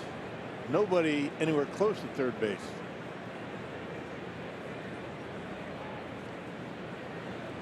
Three balls and a strike. Runner at first, a lead single by Pham. He takes off. Carpenter takes a strike, throw it out to second base, and Pena's got another one. His 2nd caught stealing of the game. Cardinals are not a team that wants to run much, but Fowler and Pham at the top of their order are base stealers. And Pena's cut them both down. Look how quickly he gets his feet in position, and on its way. Pham thinks he's safe. He hasn't budged. Yeah, not enough there, I don't think. Well, they want to have him take a look at it. Yeah, Matheny's going to ask for a challenge. All depends on where the tag is made. Does he hit the elbow, then slides the glove up? I don't know. Does he get him there?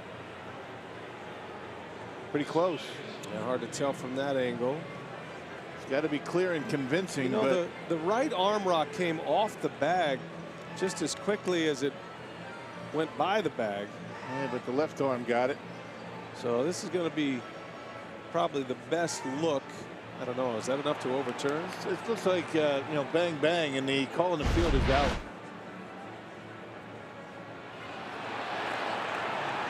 This is the first review the Brewers have had this year? I think it is. It is.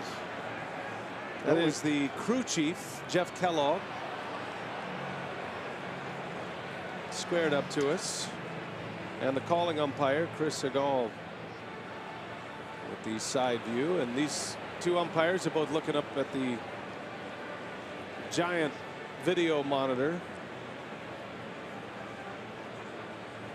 But it's out of their hands right now. This goes back to the replay center in New York, Chelsea, New York.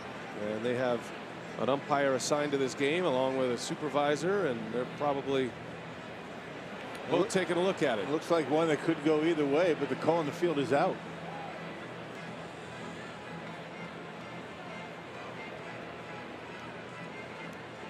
We have learned our lesson not to guess along with the replay center, because when you think it's clear cut, they surprise you. We saw one of those on Friday in that Tiger game in extra innings. Right.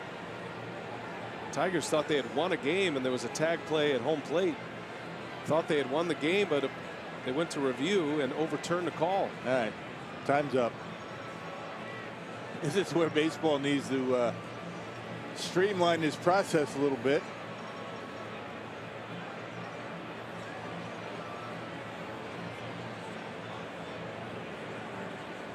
Tommy Pham confident he's in there, depending on what side of the fence you're on with this call.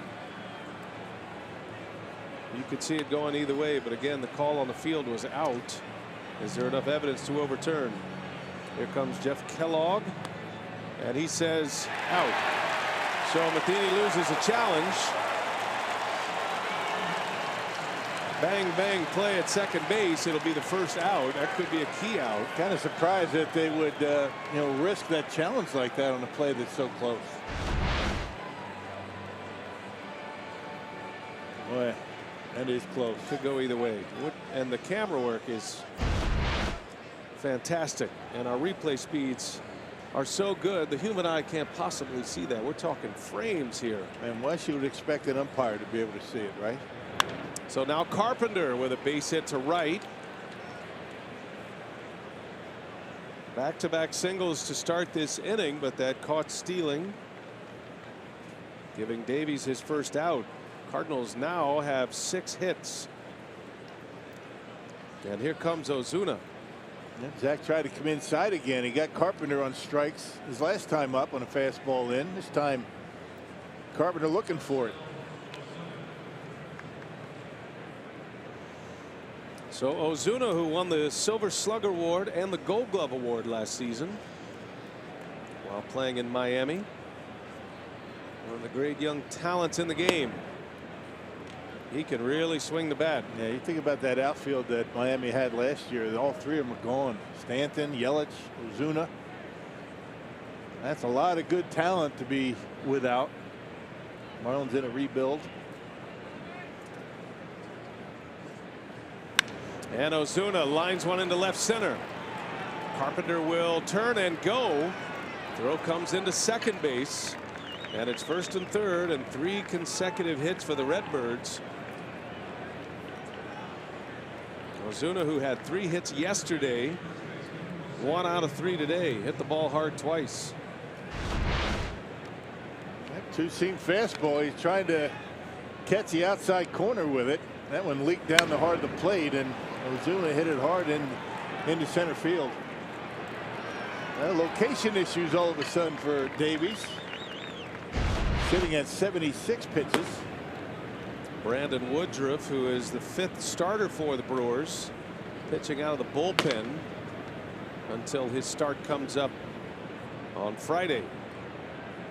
Woodruff getting loose. Martinez takes a strike. Davies needs a ground ball here. The Cardinals are up 4-2. Their pitcher, Miles Michaelis, with a 2-run home run to give them the lead last inning.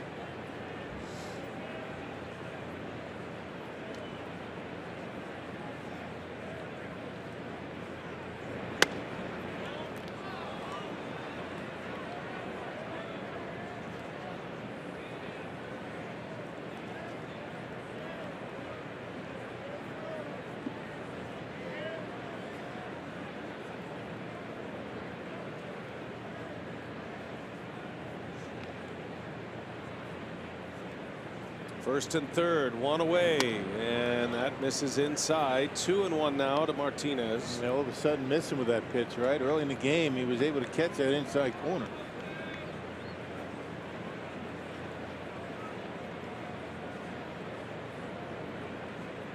Well, for a pitcher who relies on the ground ball, he could use one here. 2-1 the count. Swing and a miss. Took a big hack. Pulled the string on him. Hitters count, looking fastball, and he changed up on him.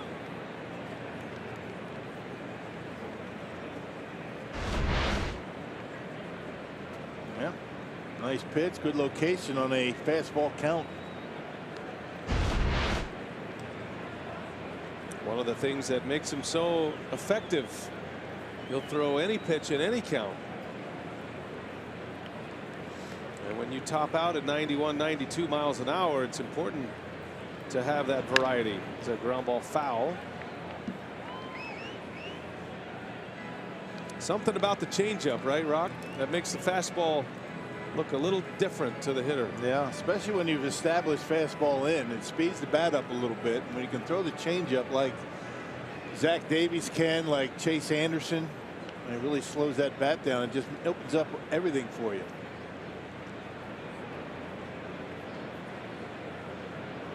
First and third for the Cardinals, 1 out.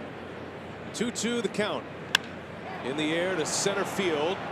Back is Kane. He'll have plenty of room, but plenty deep to score Matt Carpenter from third. And the Cardinals add to their lead. Sacrifice fly and an RBI for Martinez. And it's 5-2 St. Louis.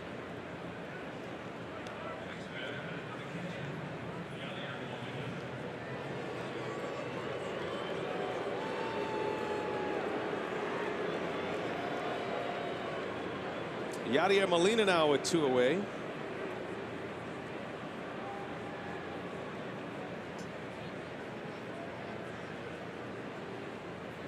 Molina is 0 for 2. Strikeout and a ground out. Loves that first pitch. Yes, he does. And Davies gave him a cut fastball, a pretty good one.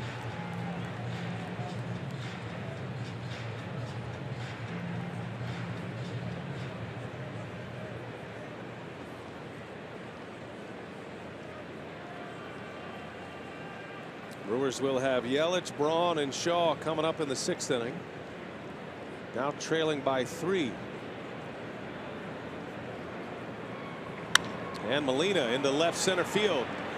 Braun will take it on a hop. Martinez on his way to third. 4 hits in the inning for the Cardinals. Molina is aboard with his first hit. And it's first and third once again. 2 outs in the inning. I wonder if Brandon Woodruff is ready to go. It takes him a little bit longer. He's a starting pitcher. So it takes those guys a little bit longer to get loose. Zach Davies pitched down and in. Looked like it might have been a changeup. And Yadier Molina doesn't pull many, but he will pull the changeup. And Craig Counsell is on his way out. He will make the change here with the young coming up. Counsell hoping Davies could get through the 6th, but he cannot. And he will exit with 5 runs allowed, 4 earned in 5 2/3 innings. Starting the home opener. Now Brandon Woodruff will set him up when we continue from Miller Park.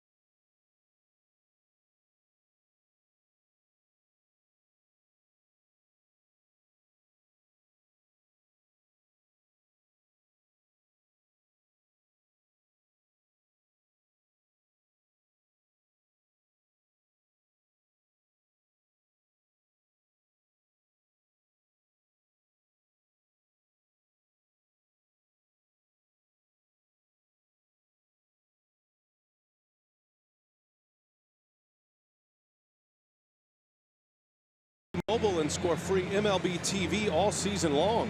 Sign up now through April 2nd at tmobile.com/MLB. Welcome all of those watching on MLB TV. Well, Zach Davies rocked 5 2/3, 4 earned runs allowed, still responsible for the 2 runners that are on. Man, maybe ran out a little bit of gas, right? I mean, but really made the one bad pitch. That was to Michaelis, the pitcher. 2 outs, man at first, gave up the home run. It kind of changed things for Zach. And now it's going to be Brandon Woodruff, who's supposed to be making a start against the Cubs on Friday. He pitched on Friday against the Padres, 2 innings, 1 run. He was up with the team 3 different times last year. It'll most certainly be the last time we see Woodruff until his start. He'll get 2 relief outings. And he's trying to get the final out of this 6th inning with DeYoung at the plate. Woodruff was hit with consecutive batted balls in the Padre game. He got hit in the right tricep with a comebacker, and then the very next hitter hit him in the back of the leg.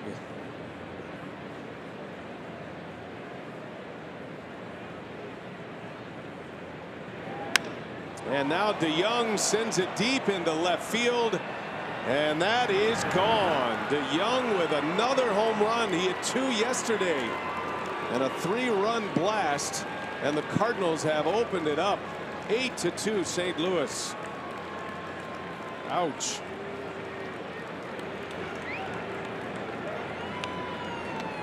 Well, I mentioned that the Cardinals got the bats out their last game in New York, and certainly have been doing it again today. 9 hits, couple of homers. That was a cut fastball that stayed middle in. Actually slider, and DeYoung golfed it out of here. Boy, 6-run lead now for St. Louis. A couple of 2-run homers. Cardinals with 5 hits in the inning. 4 runs have scored this inning. And DeYoung is hit his 3rd home run in the last 2 days. DeYoung has 6 hits, 4 homers on the season.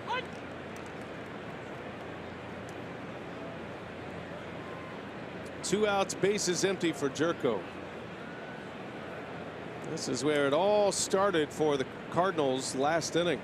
Jerko was hit by a pitch with 2 outs and nobody on. This is Arcia, long throw, not in time. Infield hit for Jerko.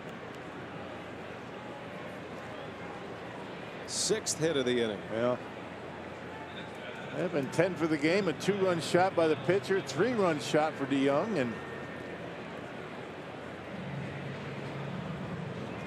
Cardinals swinging the bats up and down that batting order. I'll tell you, bottom of the order for the Cardinals is pretty good when you look at who they have down there, and they've done a lot of damage today.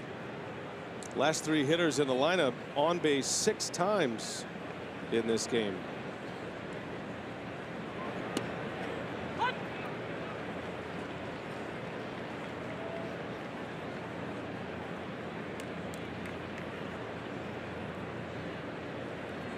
Michaelis with the 2-run homer in the 5th. His first big league hit is a home run. That broke a 2-2 tie.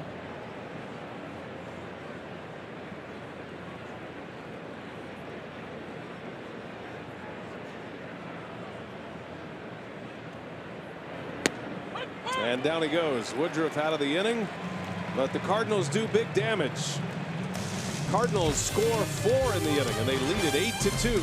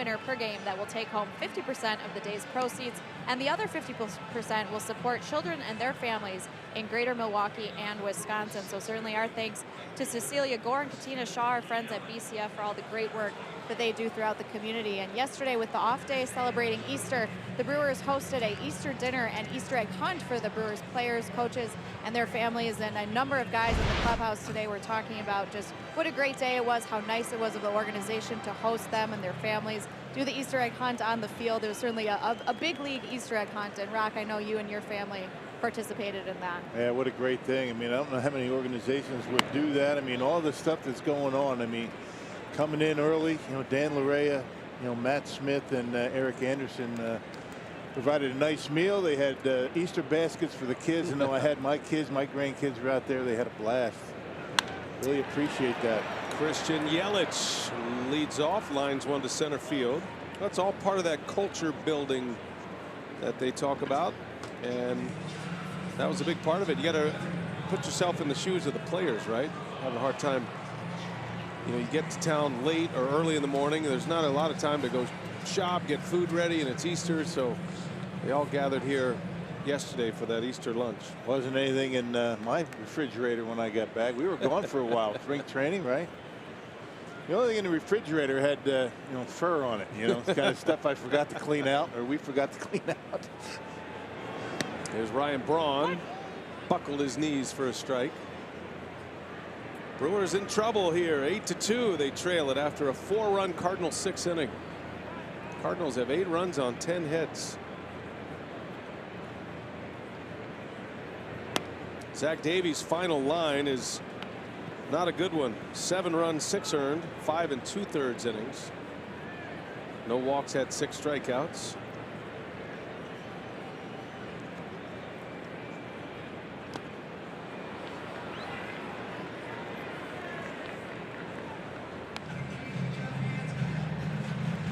I tell you, lost in this game today is how well Michaelis has thrown the baseball. You're talking about a Brewer team that was swinging the bats pretty well last couple of days, last couple of games, and he has completely taken over. Breaks Braun's bat out to Garcia, just in the game at third. And 2 men are out here in the 6th inning. Fastball, moving it around up and down in the strike zone. He just got one in on Braun's hands, 94 miles an hour that last one. Made one mistake on a curveball to Lorenzo Cain. It was a good pitch, boring in on the hands of Ryan. Bat shatters, and an easy 5-3 putout. Michaelis, in 3 years in Japan, emerged as one of the best starting pitchers in Japan. Played for the Yomiuri Giants right there in Tokyo. Yomiuri Giants, a very famous team. It would be the Yankees or the Dodgers of the Japanese major leagues. Last year, Michaelis was 14-8 with a 2.25 ERA, and maybe most impressively had a strikeout to walk ratio of over 8-1 in a league where you don't see a lot of strikeouts, a lot of contact hitters in that league. He dominated. He hasn't walked a batter today. Throwing a lot of strikes, working ahead in the count. Michaelis with 5 strikeouts. He's completely remade himself. There's Shaw into center field, a base hit. Reached out and served one into center. And a clean single with 2 away will get Thames to the plate. That slider that you know, Travis able to get a bat on and dump into center. Well, the only mistake that he has made is on the breaking pitches. He did give up the home run to Manny Pena in the 2nd inning on a fastball, but that has been an effective pitch for him. Powerball home run leaderboard. Last year's numbers. Thames and Shaw with 31 apiece. Santana hit 30. Second Brewers team in franchise history to have 3 players hit 30 home runs in a season. The 82 Brewers the other. And that one's high and deep to right. This one's not coming back as Eric Thames with a 2-run blast.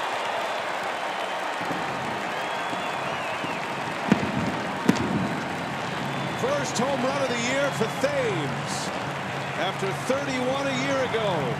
And the Brewers get 2 back with 2 outs. Well, it is April, right? Had a pretty good April last year.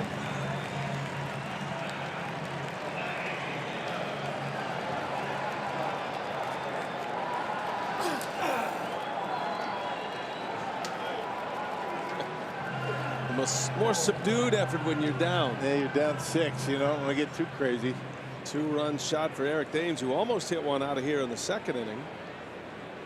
And then lined out his 2nd time up, so he swung the bat well. Yeah, he had a couple of near misses in San Diego as well.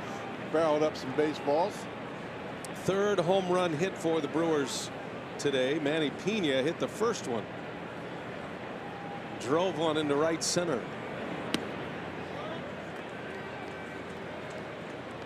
At the plate, presented by Wendy's. Pena 1 for 2. Now 2 for 11 on the season.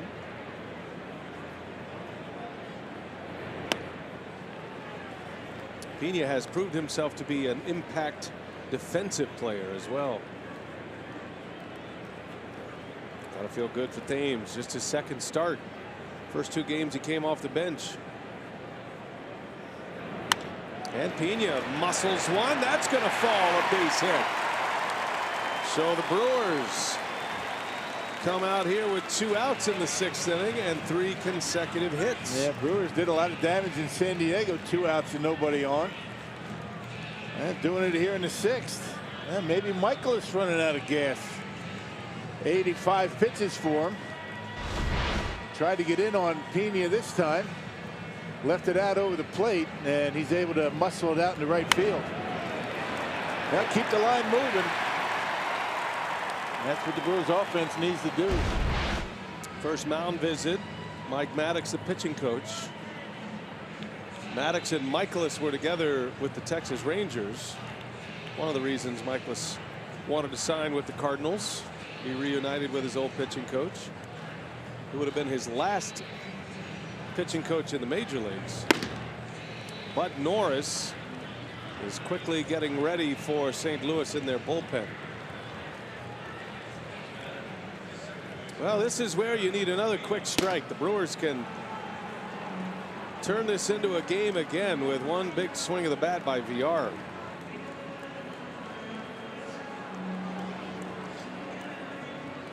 VR with a hit today, had a bunt single in the 2nd. Michaelis struck him out looking in the 4th inning. Got into a deep count against him. So he's seen a lot of pitches.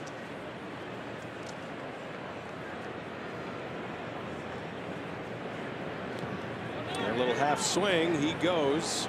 Strike 1 on VR.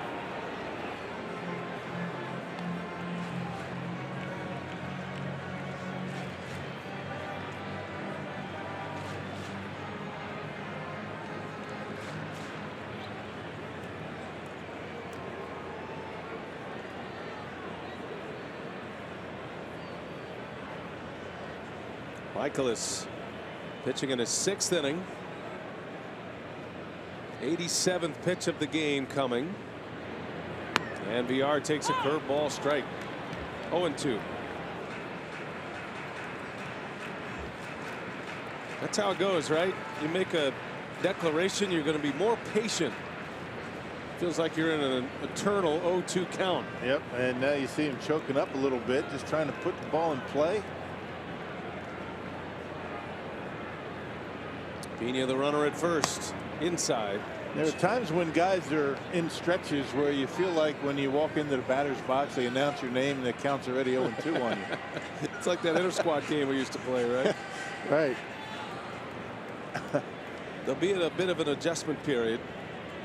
VR knows as well as anyone that he has a little leeway, but he does not have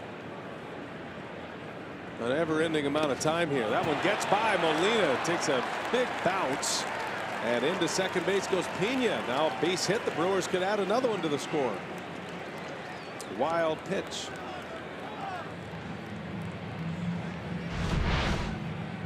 Hey, you don't see many get by Molina.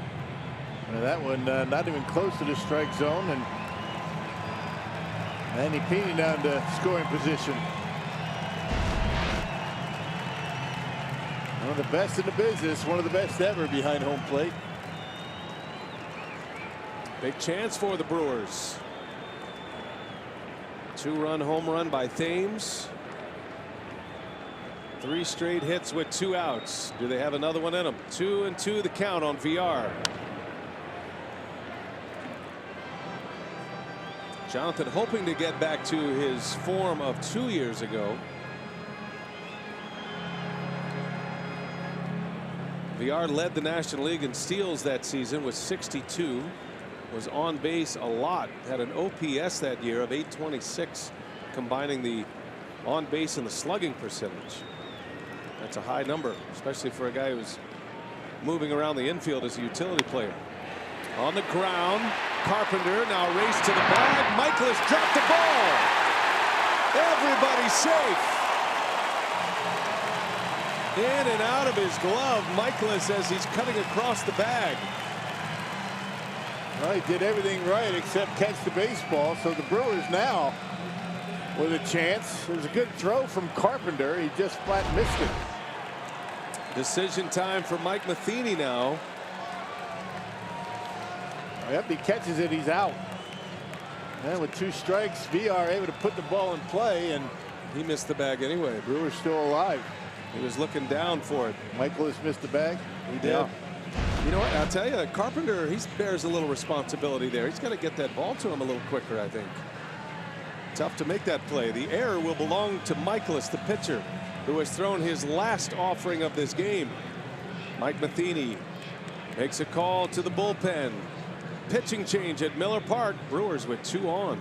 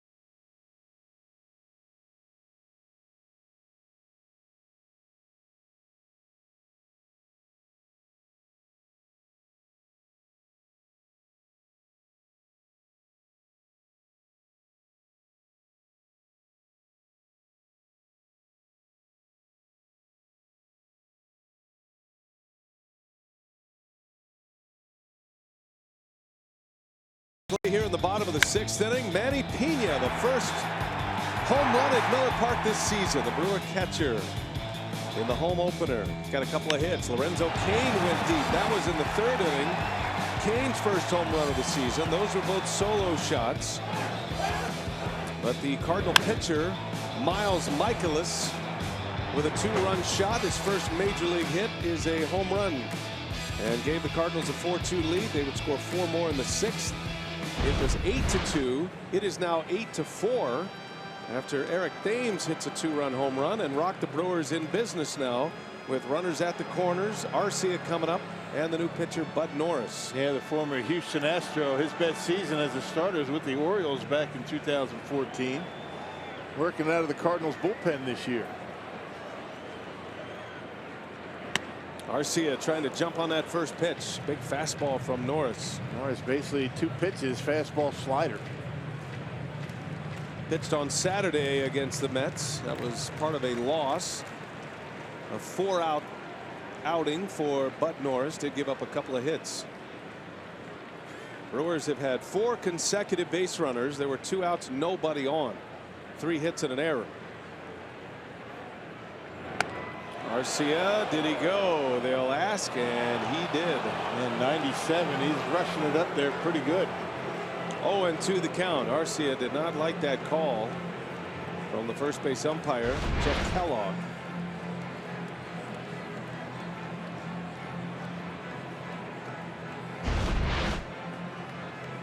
He's down 0-2.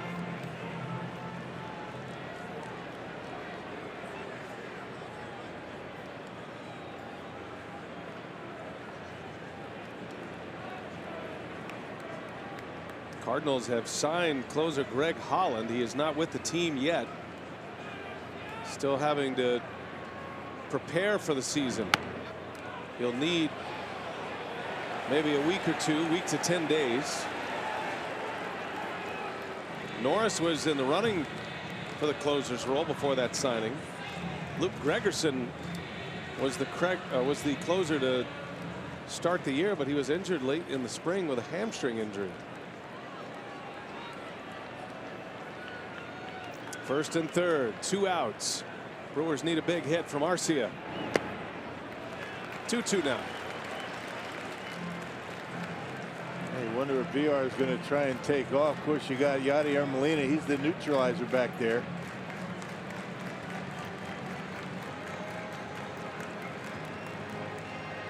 Maybe with 2 strikes, maybe try and steal a run here. 6 runs have scored in this 6th inning, 4 by the Cardinals. Thames a 2-run home run a moment ago. 2-2 the count on the Brewer shortstop. And down he goes. Norris strikes him out. And the inning is over, but the Brewers strike back with 2 quick ones. A 2-out, 2-run homer by Eric Thames. Thames first of the year. And the Brewers are within 4 on opening day at Miller Park.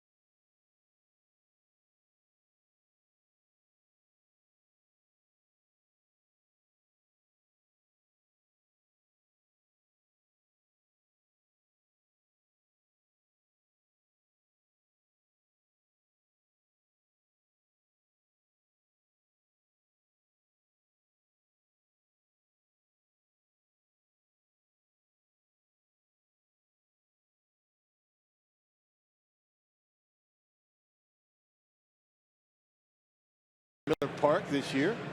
Hey, on Saturday, April 21st, purchase a Marvel Superheroes Night ticket package and you get a seat to the Cruise game against the Marlins, plus a Brewers Captain America bobblehead.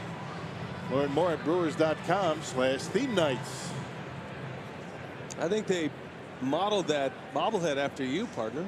You think? Yeah, chiseled look, all-American guy like yourself. You've turned over a new leaf this year. Man of the people. It's a much kinder, gentler BA this year. You're being nice. I got a lot of people in the offseason said I'm being too hard on you all the time. I don't know what that means. Yeah, it's our shtick. You're a tremendous slouch, Rock.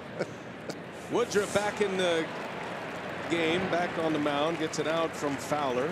Woodruff faced 3 batters in the 6th inning. Might see him try to go a couple of innings here. Giving up 2 hits, including that 3-run home run by DeYoung. I kid because I care.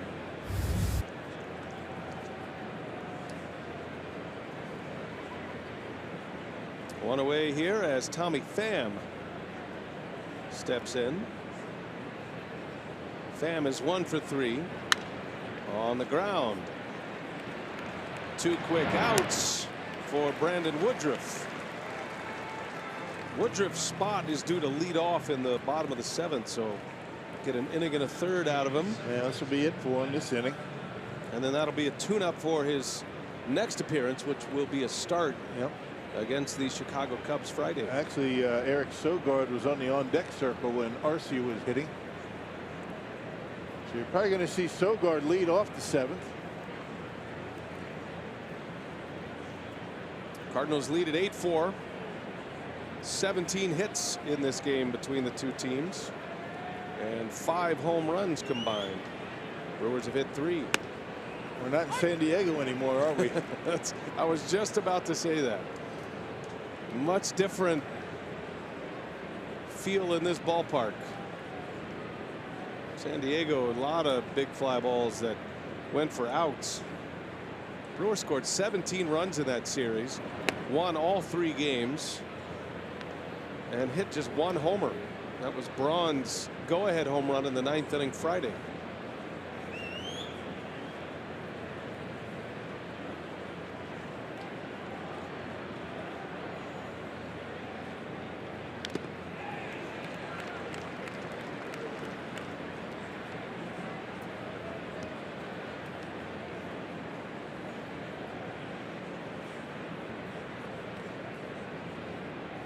Mississippi born Brandon Woodruff, one of the Brewers' top prospects. He's going to get his chance this year. We'll jump right into the rotation. In the air, center field, that'll fall. A base hit for Carpenter.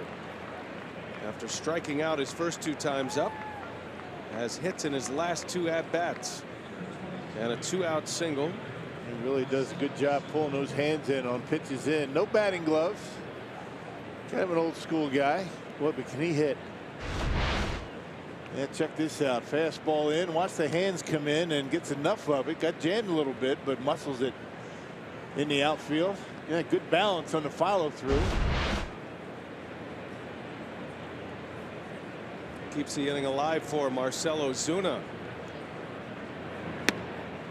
What do you feel like Woodruff is in his evolution as a big league pitcher at this point? He's trying to come up with, you know, consistency with the slider. When he has that good slider working, I mean, he can put together some good outings. And then he mixes in that changeup. We saw him throw some changeups in San Diego. If he wants to be a good quality starter at the major league level, that changeup's going to be a big pitch for him. Something to keep left-handers honest. But he's certainly, the fastball is good enough at this point. Location's been good, but that was the secondary pitches, and Derek Johnson will be the first to tell you that he's got to have better command of both of those. A lot to like with Brandon Woodruff. He's got a big arm and would appear to be a big, strong, durable pitcher. He's 6'4", 215. He's only 25 years of age. Yeah, he got drilled with 2-line drives. San Diego didn't even seem to bother him. Finished the inning. That was on consecutive batters hit him with line drives. I talked to Brandon before the game. I said, were you okay? He goes, I was more mad than anything else. Mad about pitch location, mad to get hit with a line drive. The second one ricocheted right off his backside and right to first base. And had they not hit him, it would have been run scoring singles. So it worked out pretty well. And no worse for the wear. Woodruff made 8 appearances last year. 6 of those were starts. I beg your pardon. 8 starts, 8 appearances. 43 innings. Was bitten by the home run bug in his 8 starts. He gave up 5 homers. Something to try to curtail. He'll get better and better. There's a lot to like about Brandon Woodruff.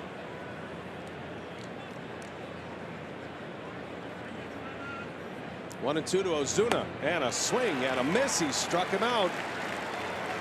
Brandon Woodruff gets to the 7th, gives up a single, but strands him at first, and it stays 8-4 St. Louis. Time for Miller Park's presentation of God Bless America. We turn it over to Rob Edwards, public address announcer. We stand for God Bless America, led by Bob Kozlowski from the Brewers Guest Services. God bless America, land that I love. Stand beside her and guide her through the night with a light from above.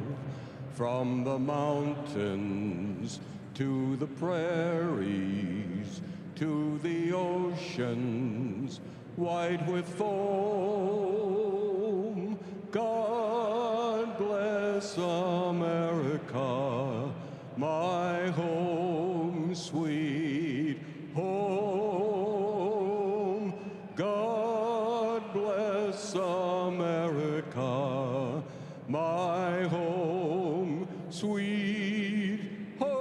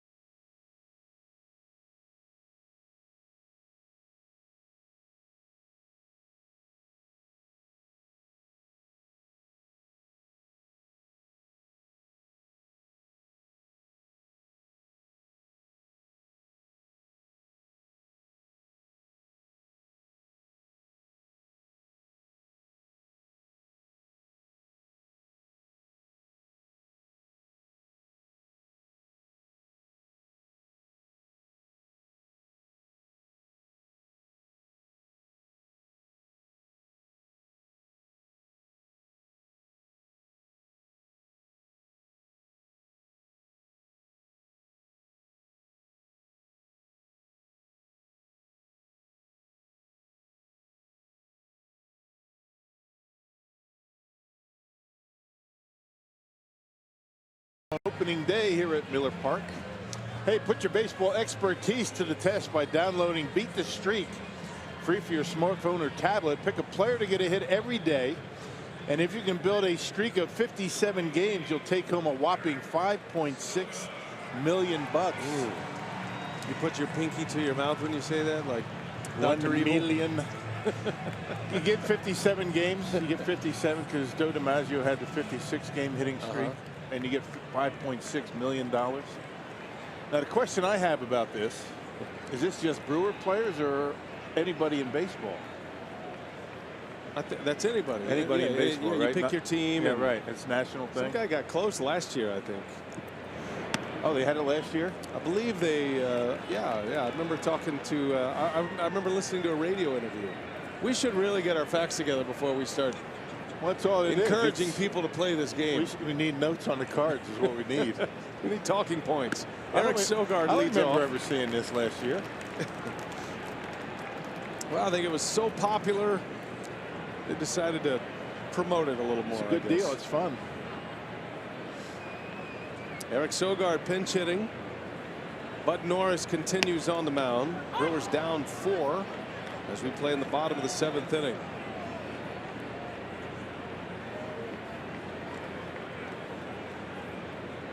Norris came on and got out of a jam last inning, struck out Arcia with runners at first and third. Brewers did score 2 runs on a Thames homer. Sogard takes a strike.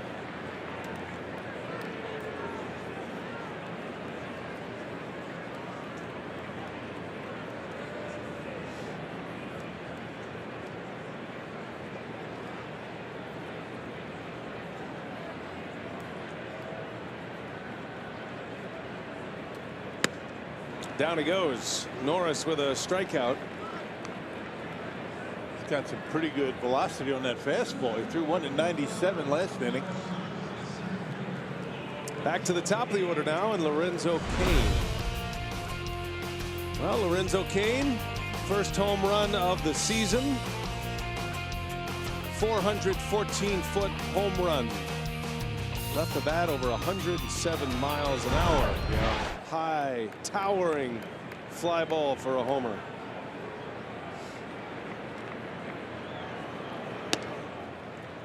Cain's made a nice catch in the outfield as well.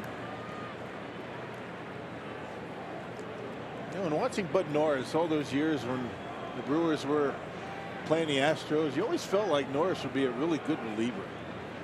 He had some really good games. Cain into center field, routine for Pham. Then late in the game, it'd always be one of those, you know, 4-5 innings that would get to him. It was probably later on in the game, so you would expect that he would be pretty good out of the bullpen.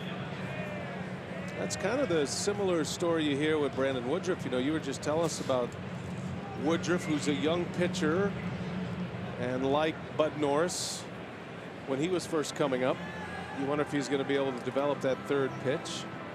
Norris really hasn't, but his stuff plays really well in the bullpen. So he did his job. He faced 3 batters, retired them all with 2 strikeouts. Mike Matheny, with the left-hander Yelich coming up, is going to bring on his left-hander Lyons. We'll set him up after this. A pitching change at Miller Park. Bottom of the 7th, 2 outs, nobody on for the Brewers.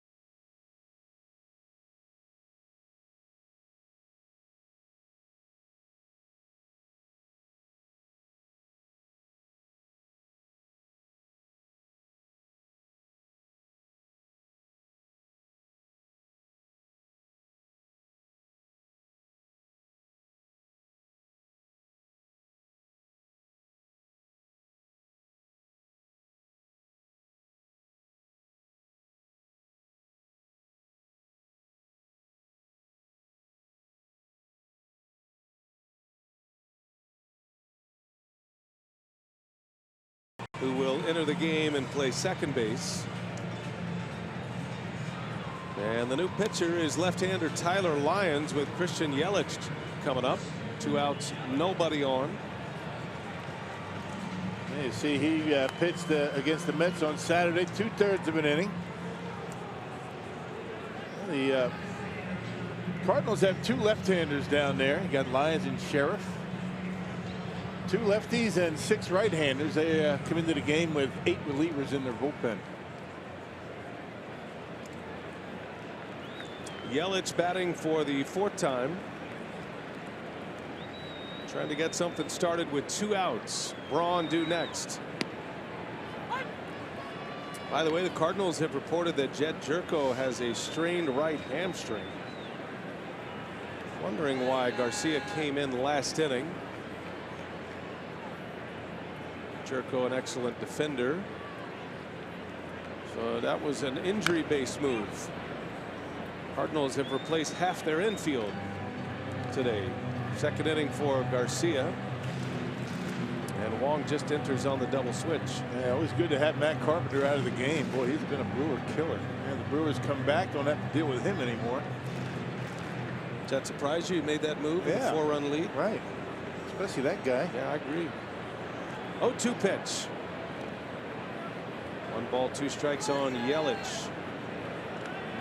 And they understand a little bit, maybe 8th, 9th inning, but the Brewers they got some time. They're able to put up a 5 spot in the 9th inning against San Diego. Mike Matheny took over in 2012. There's a called strike 3. The move pays off. Yelich is rung up and the inning is over. And the Cardinal bullpen has shut the Brewers down. 3 up, 3 down, 7th. We're on our way to the 8th, and it's 8-4 St. Louis.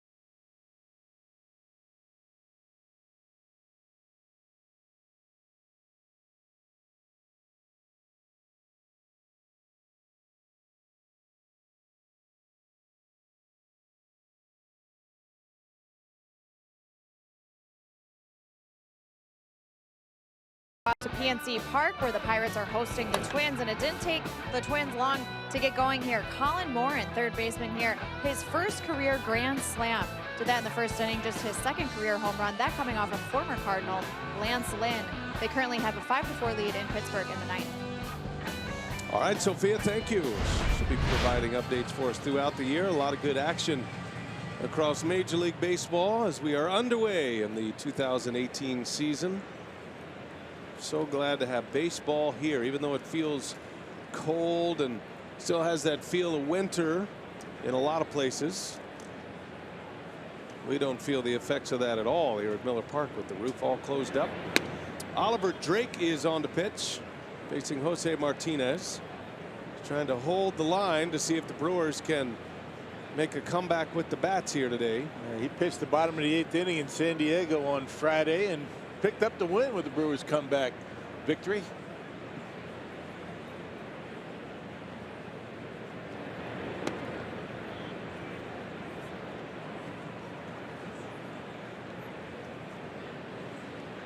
Martinez is 0 for 2 today. Had a sac fly in the 6th inning, driving in his 4th run of the season in his 4th game of the season. Cardinals are hopeful this is a breakout year for Martinez. Off to a pretty good start. Well, you don't want to leave anything out over the plate to this guy. He's got tremendous power to right center.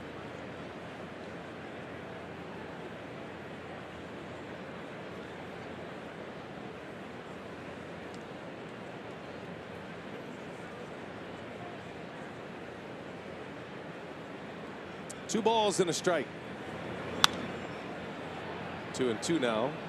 Martinez, a bit of a late bloomer. He's 29. Made it up at age 27.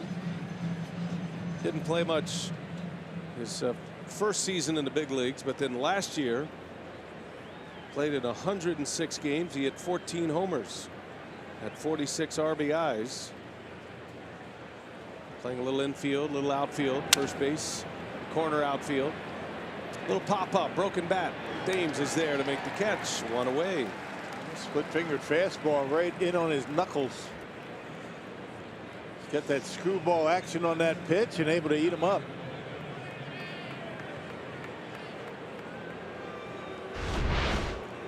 Good look at the splitter grip. Watch it come in on his hands. Got him down on the trademark, an easy pop out.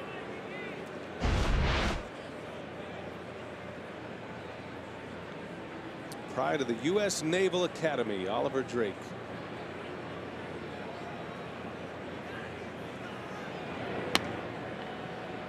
Drake was a big hit in San Diego, the naval base.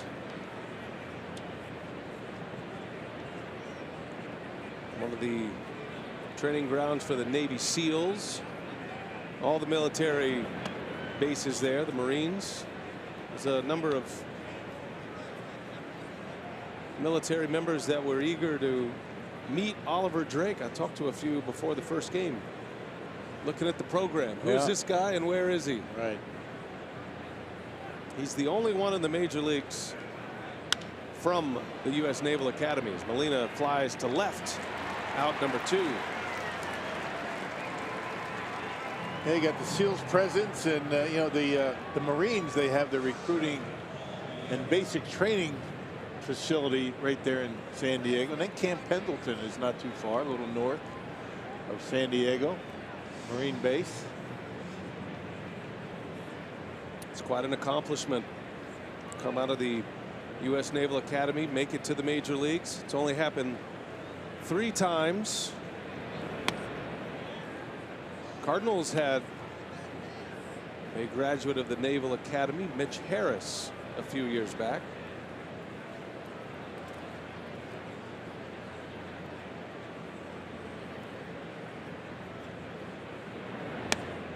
Paul DeYoung dealt the big blow against the Brewers in the 6th. 3-run homer.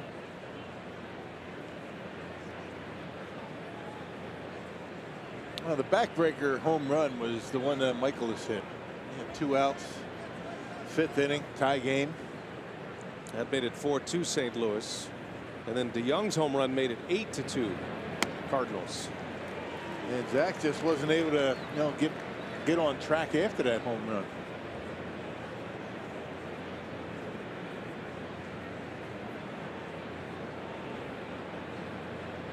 '24-year-old Paul DeYoung. Star power, this guy. Can't imagine he'll be hitting at the bottom of that order much longer. He's got to be one of baseball's most interesting players. Went to Illinois State, was a biochem major, pre-med. He's got some Wisconsin ties. Family has a home and summer home in Wisconsin. On a shot, and it's by Arcia. It's another hit for DeYoung, who has a 3-hit game. Man, got a fastball that time, and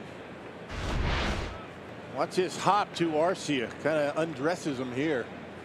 Had some top spin on it, and it just took a funny hop, and he played it off to the side. I don't blame him.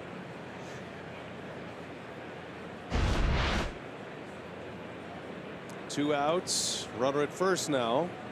And here is Greg Garcia. Came in for Jed Jerko. Jerko leaving with a hamstring injury.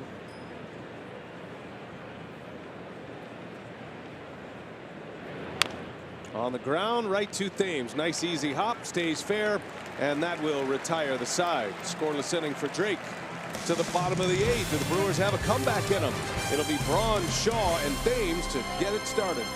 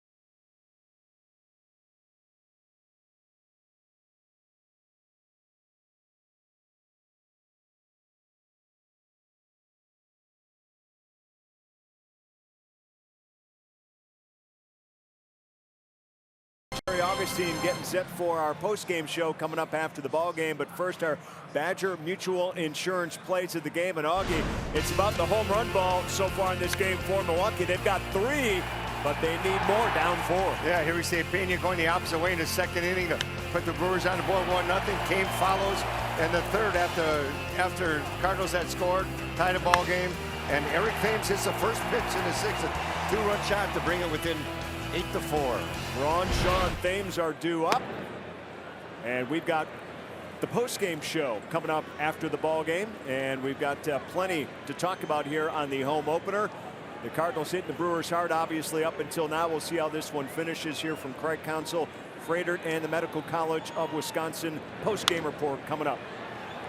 All right, Craig, thanks. Ryan Braun leading off his 8th. Skies one to right. Out number 1 as Tyler Lyons returns to start his 2nd inning of work.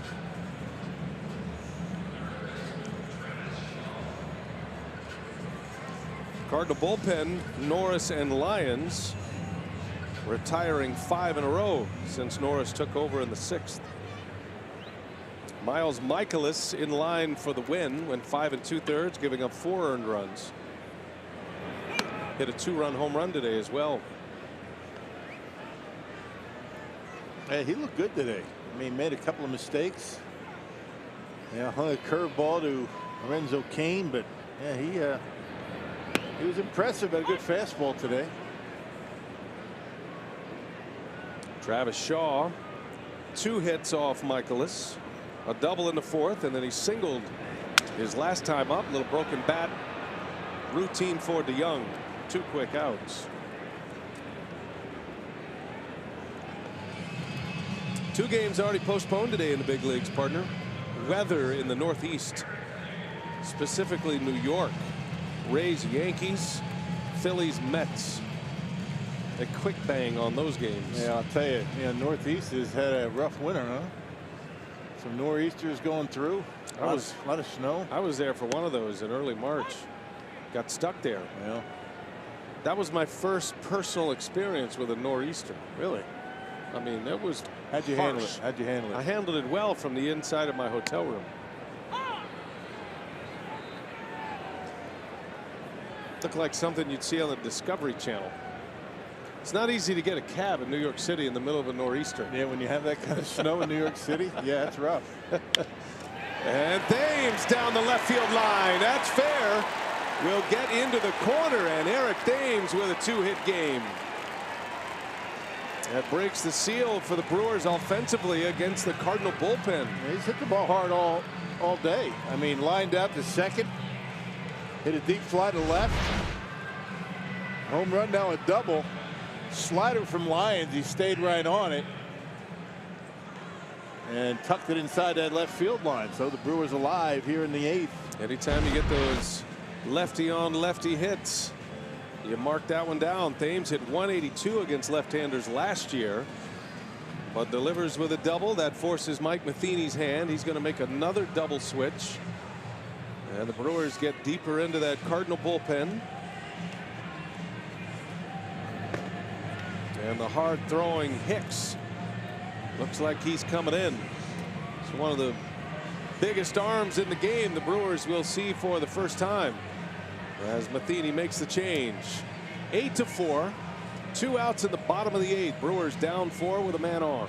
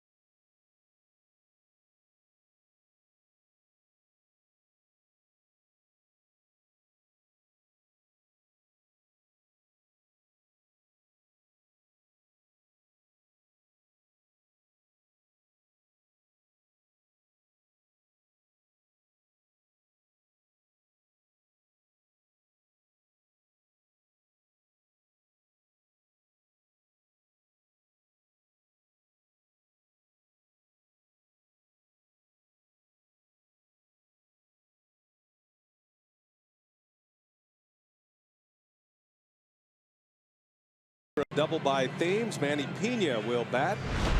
Second inning, Manny Pena steps up, launches a 401-foot home run up into the Toyota territory. First home run of the year for Pena. First home run at Miller Park for the Brewers.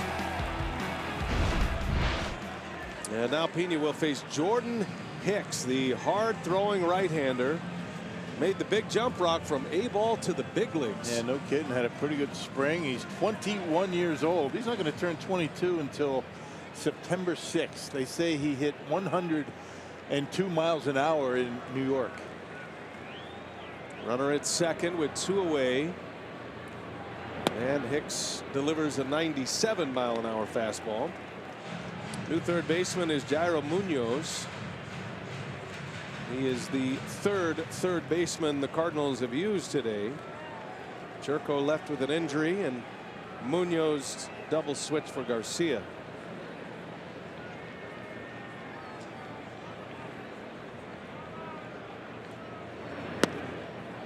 Two and 0.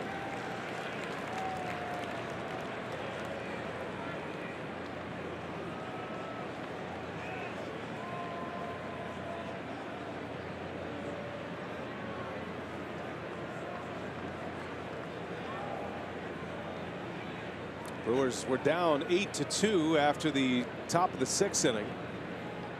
Trailing by 4 now. That one's in there at 98. The cruising speed fastball for Hicks. Yeah. His get-over fastball. Well, they say he doesn't have a whole lot other than the fastball at this point that you really have to concern yourself with. It's not just the velocity, but he's got good movement on his fastball. 2 and 1. There's a slider. Oh, and Pena way out in front of it. It's tough your first time against a pitcher. You're trying to figure out what he throws. They go from 97, 98 to 83 miles an hour, and he threw it there a little bit off the plate. Number 5 prospect in the Cardinal system makes the big jump to the big leagues this year. Runner at second, 2-2, chop foul. There's 100.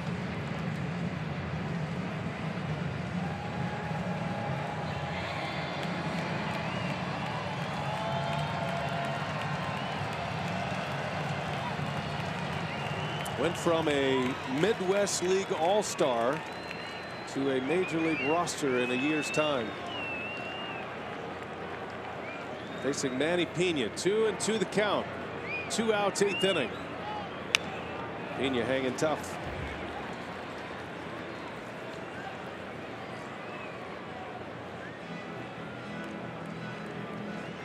That's the thing. You throw as hard as this kid does, you just got to forget about everything other than the fastball and hope he doesn't throw that slider for a strike. Eric Thames with a double off Lyons. Off the left-hander, drove one down the left field line.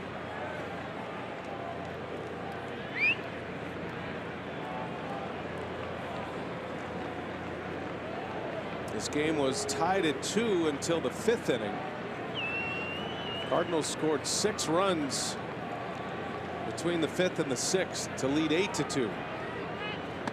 And he got him. Breaking ball in there for a called strike 3. Pena is rung up, and the inning is over. We go to the 9th. Hicks with a strikeout leaves a runner at second. The Brewers still trailing 8-4.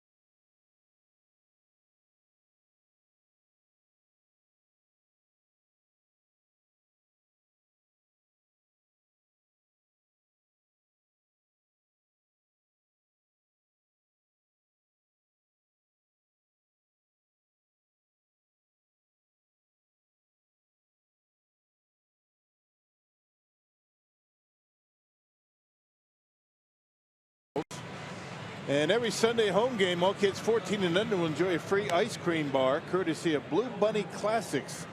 To check out the kids' ice cream Sunday schedule and secure your seats, visit brewers.com/promotions. Great to see all the kids at the ballpark on this opening day at Miller Park. Cardinals raining on the party a little bit. Brewers still have time in the bottom of the 9th inning. Oliver Drake will try to keep it at a 4-run deficit as he takes over again. Trying to go 2 innings to go to the finish line for the Brewers. Brewers have used Woodruff for an inning and a third, and then Drake now pitching in his 2nd inning. Davies started 5 2/3, 7 runs, 6 earned. And if you can get through this one with using just 2 relievers with 8 runs and 12 hits on the board, that'll be a small victory. You always want to win the game, but in this game, it's just as important to manage for tomorrow as it is for today when you're in a predicament like this. Yeah, we don't need the back end of your winning scenario, relievers. You just get through with 2 guys. That would be a moral victory for the Brewers. Well, you got to think about roster composition as well. The longer the Brewers can go, they won't add to their bullpen until they feel like there is a need, which means for now they have an extra player on the bench.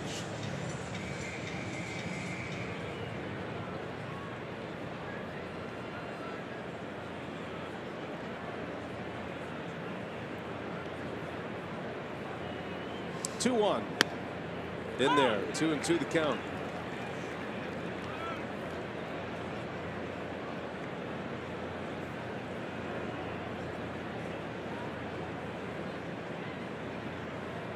Colton Wong batting for the first time, came in on a double switch.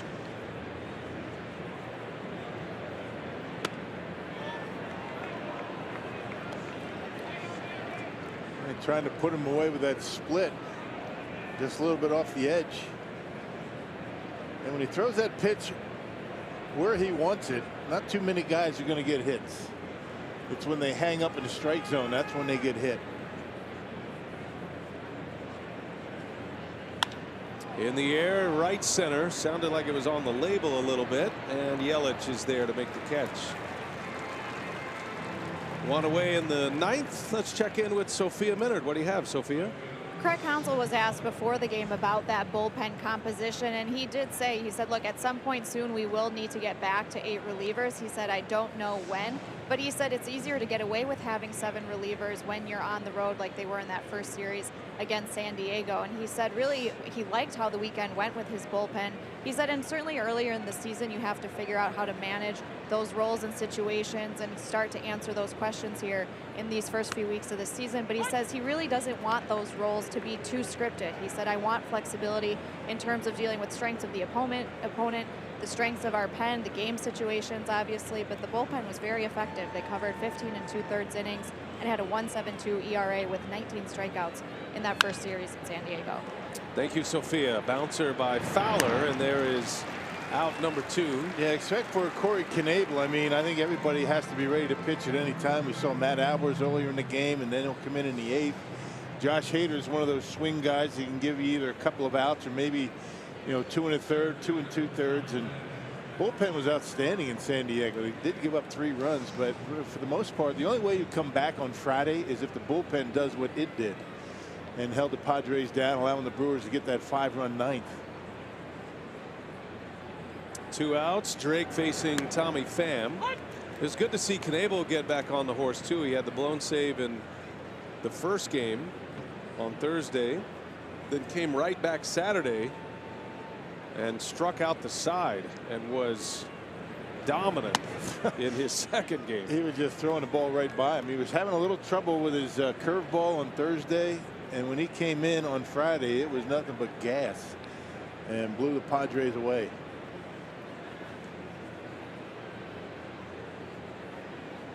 One ball, one strike. 2-1 now to Pham, who is 1 for 4 today. Caught stealing in the 6th inning. Pena caught 2 today. Got Fowler in the 3rd, and then he got Pham in the 6th.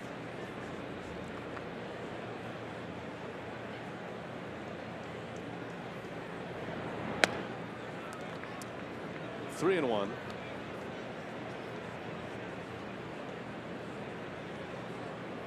Looking ahead to the Brewer 9th. Bottom of the order due up. VR, Arcia, and then the pitcher spot scheduled.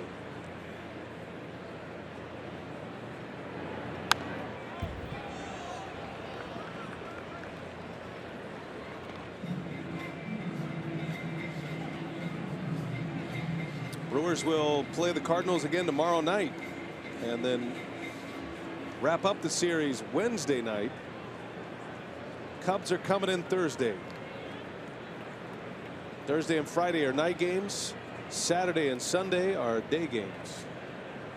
And then the Brewers will hit the road to St. Louis and New York to play the Mets.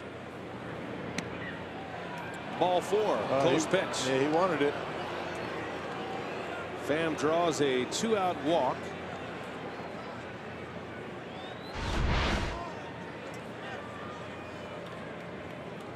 Yep, just a little bit off the edge. Good eye. I think he was fooled more than anything. First blemish for Drake. Issues his first walk. And here comes Jairo Munoz now. First at bat for him.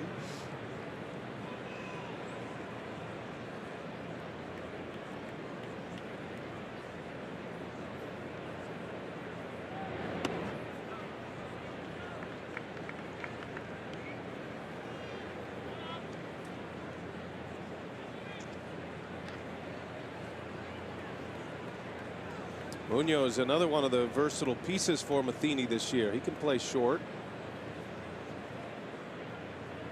Currently in at third base.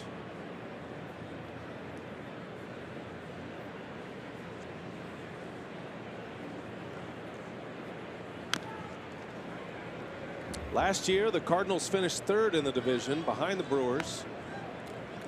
Cubs won the division. St. Louis went 83 and 79, and they've missed the postseason the last 2 years. Yeah, but they knocked the Brewers out of playoff contention next to the last game of the year in St. Louis. Remember that game? Brewers had a 5-0 lead in that game. Heartbreaker. Yeah, it was a Saturday afternoon. A win there by the Brewers would have forced the hand of the Rockies. Brewers fell one win short when it was all said and done. All three National League teams or National League West teams ended up in the postseason. Dodgers won the division, then the Rockies and the Diamondbacks took the wild card spots. Nationals and the Cubs were the other two postseason teams in the NL last year. Brewers are hoping for a ticket to the dance this year. They have not been to the postseason since 2011.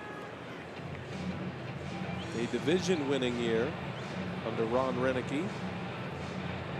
In 2011, the last time the Brewers opened their season on the road, so maybe a little karma there. What do you think? I like that. 2008 broke a 26-year drought between postseason appearances. The CC Sabathia led Brewers in 08. Craig Counsell was a utility infielder on that team in 08. 1-2 the count. A shot into left, a base hit. Munoz with a single. And it's first and second now for the Cardinals with 2 away in the 9th.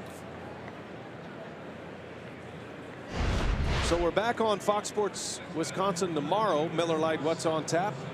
The Brewers opening day starter Chase Anderson against Jack Flaherty. Second start for Chase Anderson.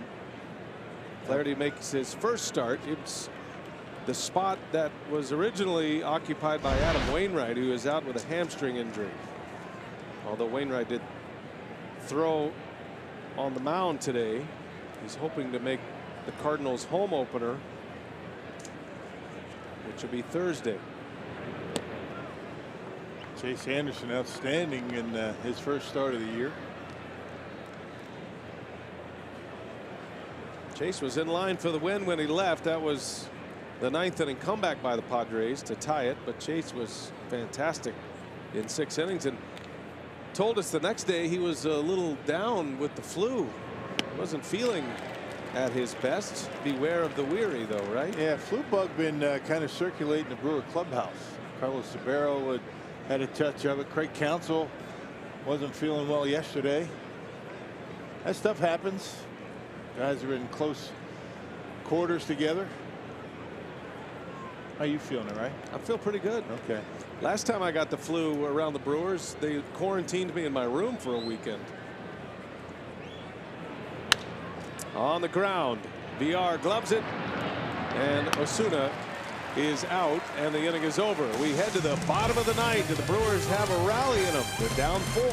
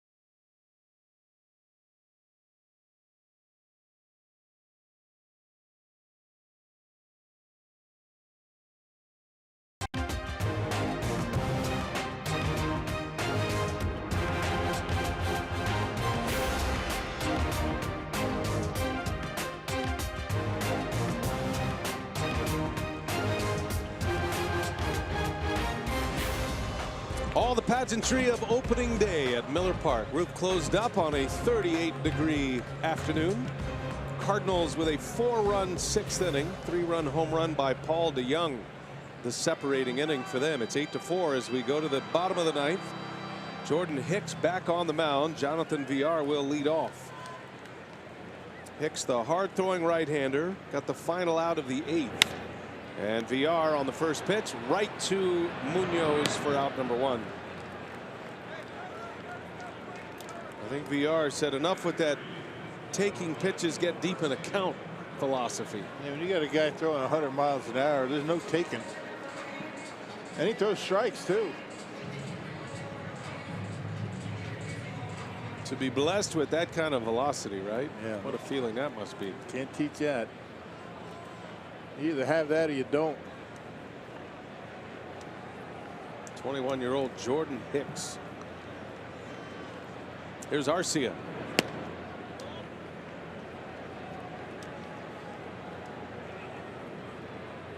Pulled up to the ballpark today. Parking lot was packed. Smoke everywhere.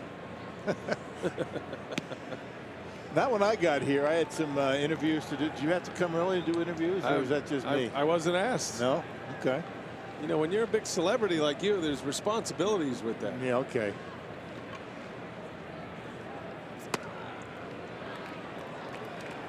What time did you get here today? I showed up at 8. 8 o'clock for a 1 o'clock game? Wasn't a whole lot going on in the parking lots quite yet. They didn't open till 10. Parking lots. It's a great scene.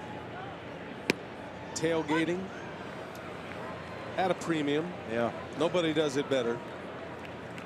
Certainly nothing like it in Major League Baseball. Arcia takes ball 4.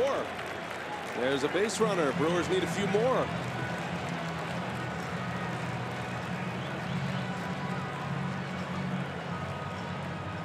Jesus Aguilar will pinch hit. Well, you never know. The Brewers scored 5 runs in the 9th inning against San Diego. And it all started with the bottom of the order on that Friday in San Diego. Yep. Aguilar will pinch hit. That's been his role thus far this year. Aguilar has not made a start yet. He'll get his playing time. He's 1 for 2 as a pinch hitter. Was one of the better pinch hitters in the National League last year.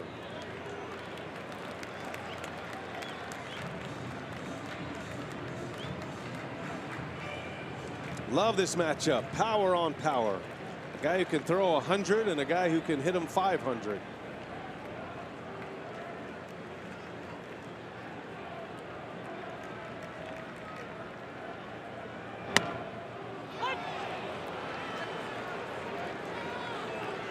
One and one to count. Aguilar didn't like that call.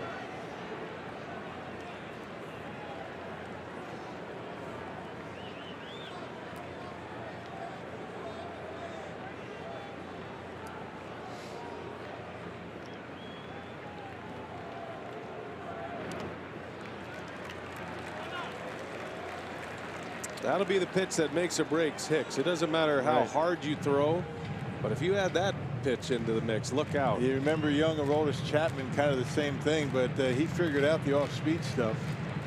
He did throw a breaking pitch for a strike to Pena that caught him looking.